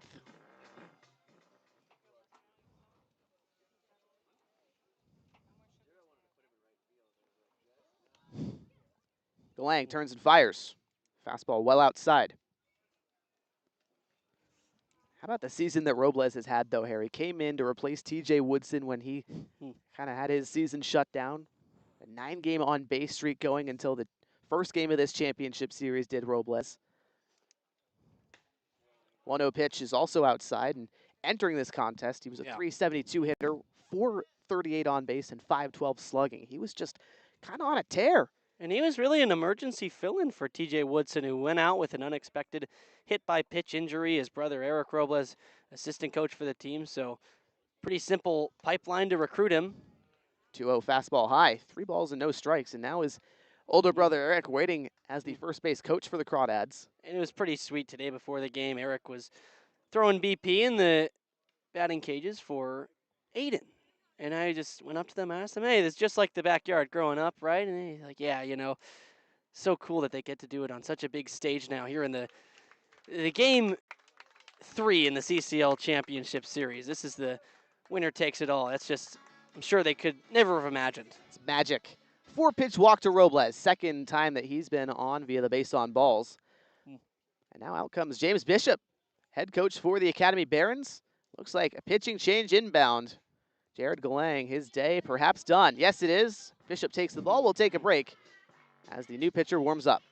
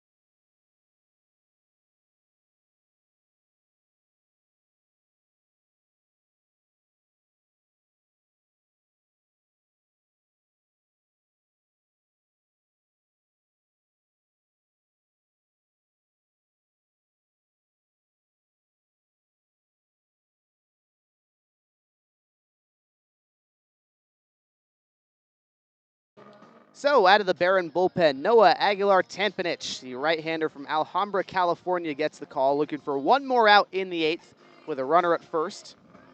Aguilar-Tampanich, 8.66 ERA in 7 appearances. 5 of those are starts for the Barons this season, 17 2/3 innings pitched. Same amount of walks and strikeouts, 11 apiece, 26 hits allowed. So he's been allowing soft contact. Crawdads looking to capitalize. Ryan Ellis, the man at the dish for the Crawdads. Aiden Robles just worked a 4-pitch walk that ended Jared Galang's day. Mr. Crawdad gets one more shot. Maybe we weren't quite expecting it, but it's awesome. See if he's got one more moment. The walk, which he subsequently came around to score in the 7th, was pretty good too, but hey, you can put an exclamation mark on it. He very well could. Ellis enters this at-bat hitless today. Reached on an E7 in the first, then flew out to center field, flew out to right field, and walked in the seventh.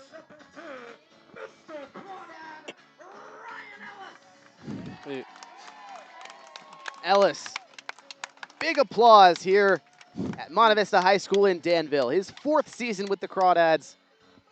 In all likelihood, his last at-bat with the team that he has spent all of his summers in college with. First pitch, fouled away. Yeah, he's ready to swing for it. He knows.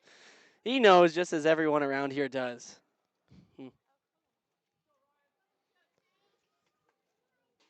Ellis also was held hitless yesterday. Walked twice, 0 for 2. Had a single in game 1. Aguilar Tanpanich, ready from the first base side. Kicks and deals. Fastball at Ellis's knees, strike 2. Oh, at his shins, maybe. That's way low. According to the TrackMan data, Harry, you would be correct. It's Mr. Crawdad up there. I feel like he should get to call his own balls and strikes in this ballpark. That'd be something. Aguilar Tanpanich brings home the 0-2 right here. Swing and a miss. Ellis strikes out. But what a decorated career for Mr. Crawdads. The Dads still lead by 8 runs. Heading to the top of the 9th, they are 3 outs away from a CCL championship.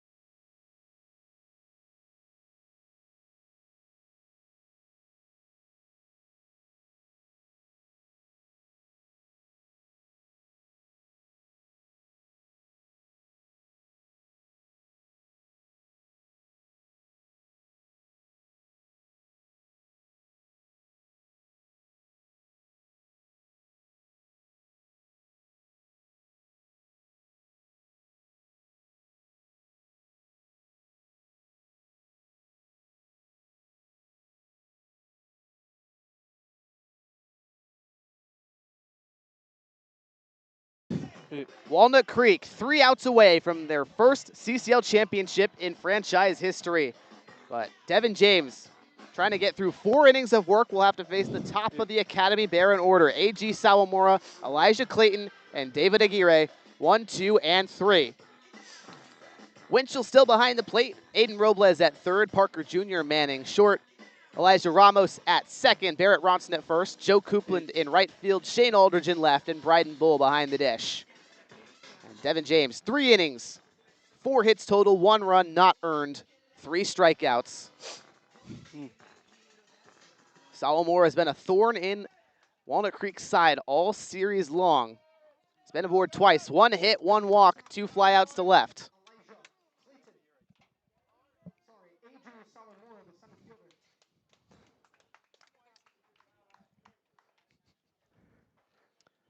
Sawamura, 5th at-bat, 5th plate appearance today. 4th at-bat unless he walks. James kicks and deals. Fouled away.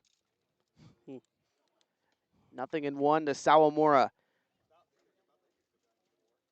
Crawdads started as a franchise in 2009. They were shut down in 2016 under the previous ownership group. Then Brant Cummings bought the team at the end of 2019. 0-1, check swing, front door breaker, it's a strike. But the 2020 season obviously did not happen. So manager Brant Cummings, his first year at the helm for the Crawdads was 2021. And since then, he's been chasing a chip. 0-2, Sawamura, ground ball to short. Parker Jr. backhand, the throw across the diamond, laser beam for the out. Makes the adjustment from earlier again on the backhand side. Didn't have to rush the hard throw. That time took a little bit more time and just still threw it hard, but took a bit off it. That's one of the harder hit balls of the day, though, for the Barons. 101 off the bat of Sawamura, and it's a ground out. So really just excellent job by the Crawdads of keeping the ball out of the air and really just higher or lower than a line drive, right? You get the pop outs, you get the ground outs, as long as you're out of that medium range. First pitch to Clayton. Sweeper on the outer black. Clayton, 1 for 4. Reached on a fielder's choice in the third, a single in the fifth. 0-1 pitch. Another sweeper fouled away. Barons 2 outs to play 8 runs and send this game at least to the bottom of the 9th. Currently, it's all Crawdads. Closest Walnut Creek has been to a championship was 2024. They won the North, and then were swept by the Conejo Oaks. 0-2. Sweeper off the end of the bat, popped up to short. Parker Jr.'s got it and completes it. 1 out away are the Walnut Creek Crawdads. All right, here you go. It's a team that has put together one of its best games of the season. Super, super complete. Got ahead out early, stayed ahead of just been total dominance. Both runs that have scored against Walnut Creek today, unearned. Now 1 out away from their first ever title. First pitch to Aguirre, the third baseman, takes outside on a breaking ball. 1 ball and no strikes. Devin James down in this count 1-0. The pitch. Hit in the air, popped up, third base side, in foul territory. Robles is there. History! The Crawdads are champions for the first time as a franchise.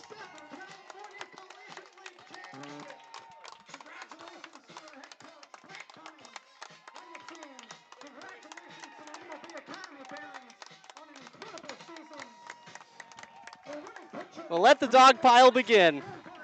What a moment, Harry. Wow. What a season. What a team, what a run. Winning the biggest games and the biggest moments.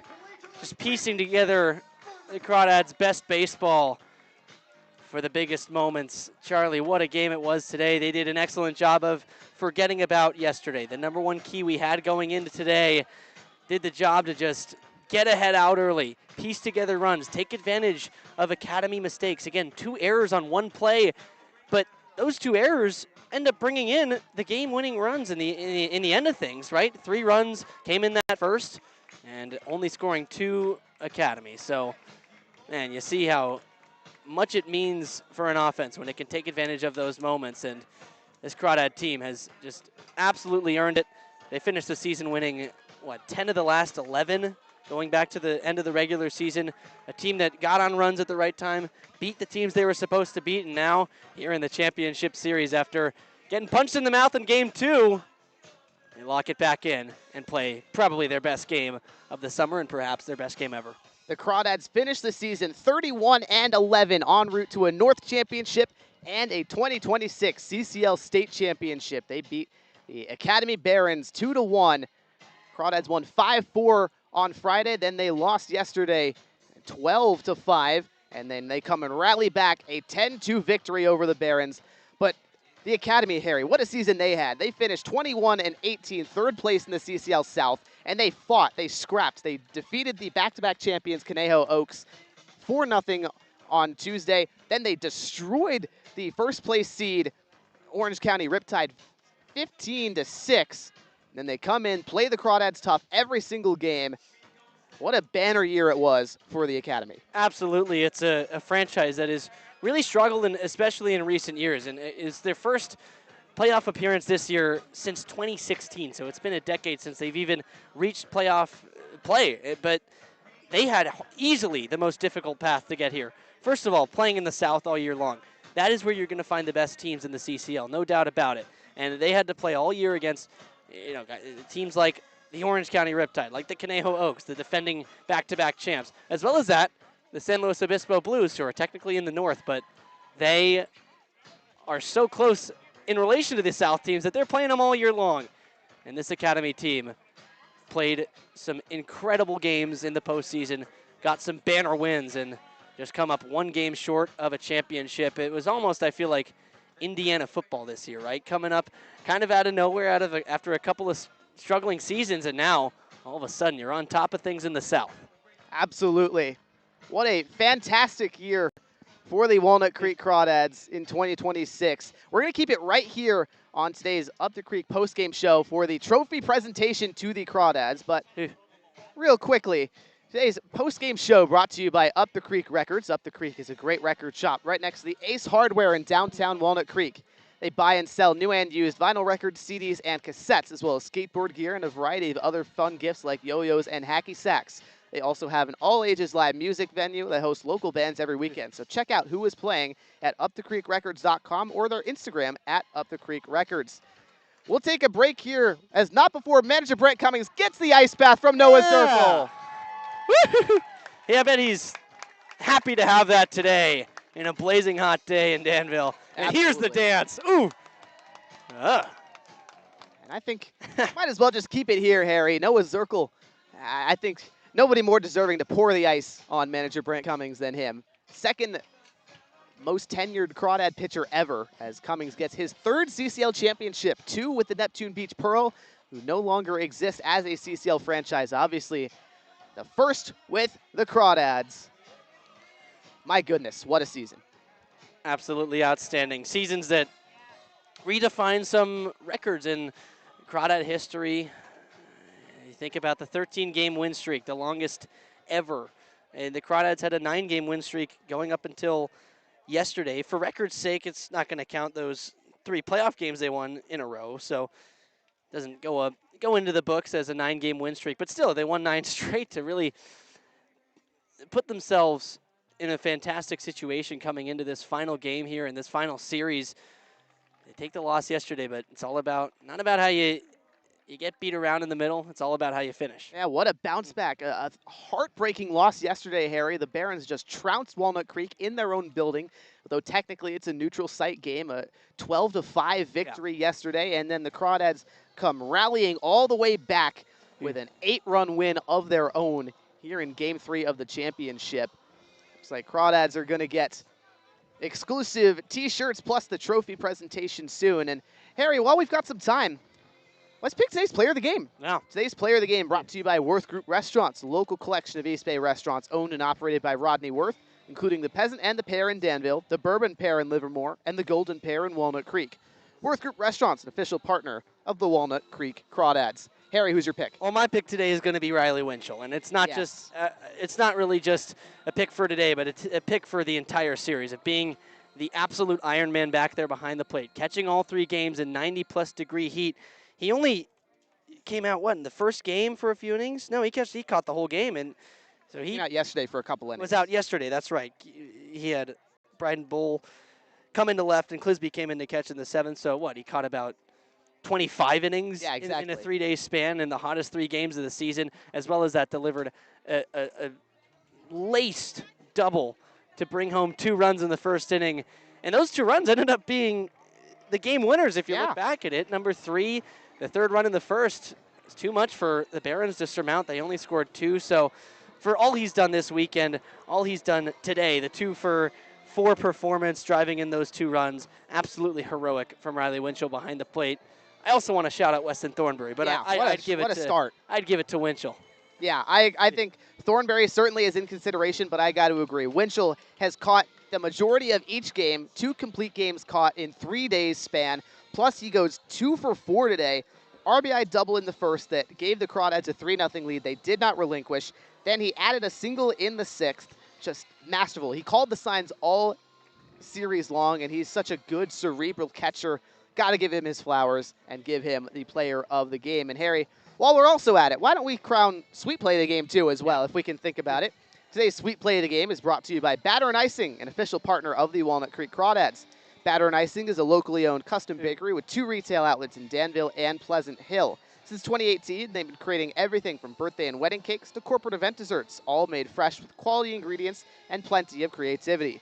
Learn more or place an order using the Crawdad fundraiser part of the Order Online tab at www.batterandicing.com.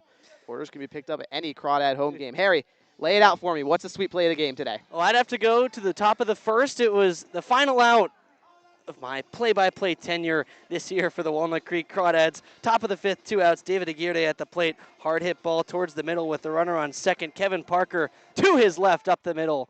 Made a diving play.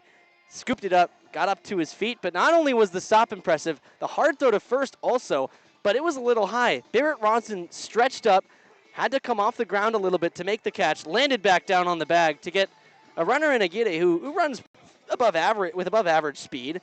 So just a great play for both of those guys. Parker Jr. really put a pin in what could have been a decent rally for the Barons, even though the one run they scored was really an error that got the runner to third, but still, he put a stopper to their first rally of the game and really just kind of kept it all on the Crawdads side. That they did. So sweet play of the game. I will concur that Parker Jr. diving effort was absolutely crucial to the Crawdads victory day. He's been a stud defensively all year long, Harry. I mean, we talk about guys with the most range and defensive arm talent. It's Kevin Parker Jr. kind of unrivaled here for Walnut Creek. Absolutely. So, folks, we'll take a very short break, and when we come back, the trophy presentation for the Walnut Creek Crawdads, the 2026 CCL champions.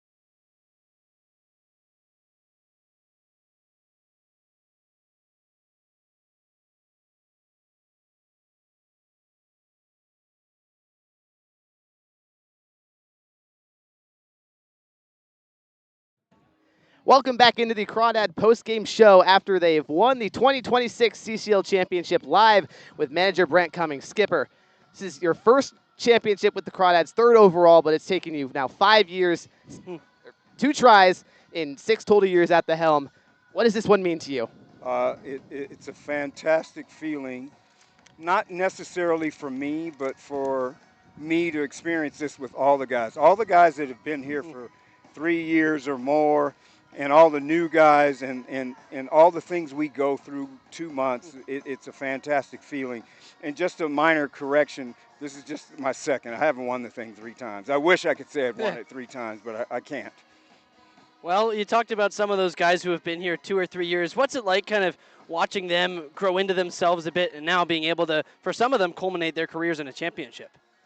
I think it's been a fantastic growth period for them. You know, Ryan Ellis came here 2022, and he was a young pup, had played a COVID year in the North Woods League, and he was a good player then.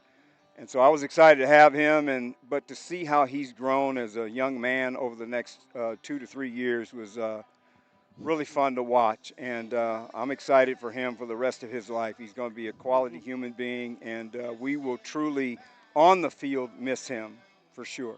Speaking of on the field, Coach, what do you feel like, in your opinion, made this year so successful?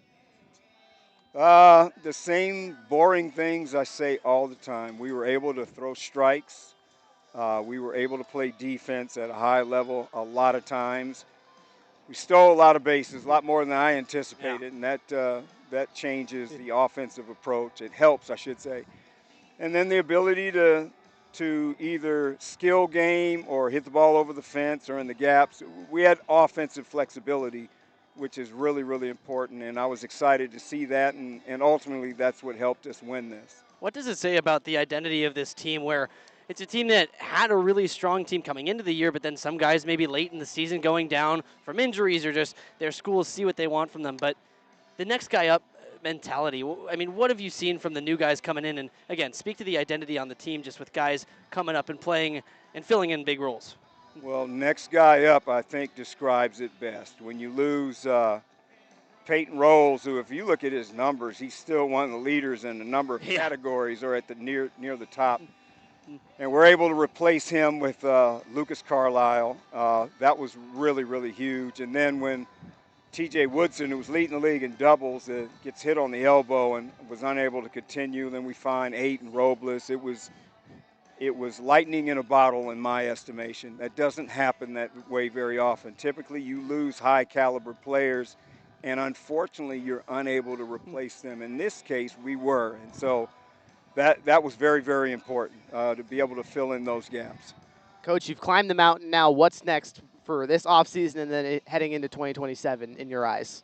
I'll take a couple of weeks off away from any baseball activity, and then probably the end of August I'll start to put together the team for the following year. And so going into next year, we'll enjoy this today and through the off season, but we'll begin our journey again to try to repeat. It's not easy. In fact, I commend Conejo. They did it, and it takes a lot for that to happen.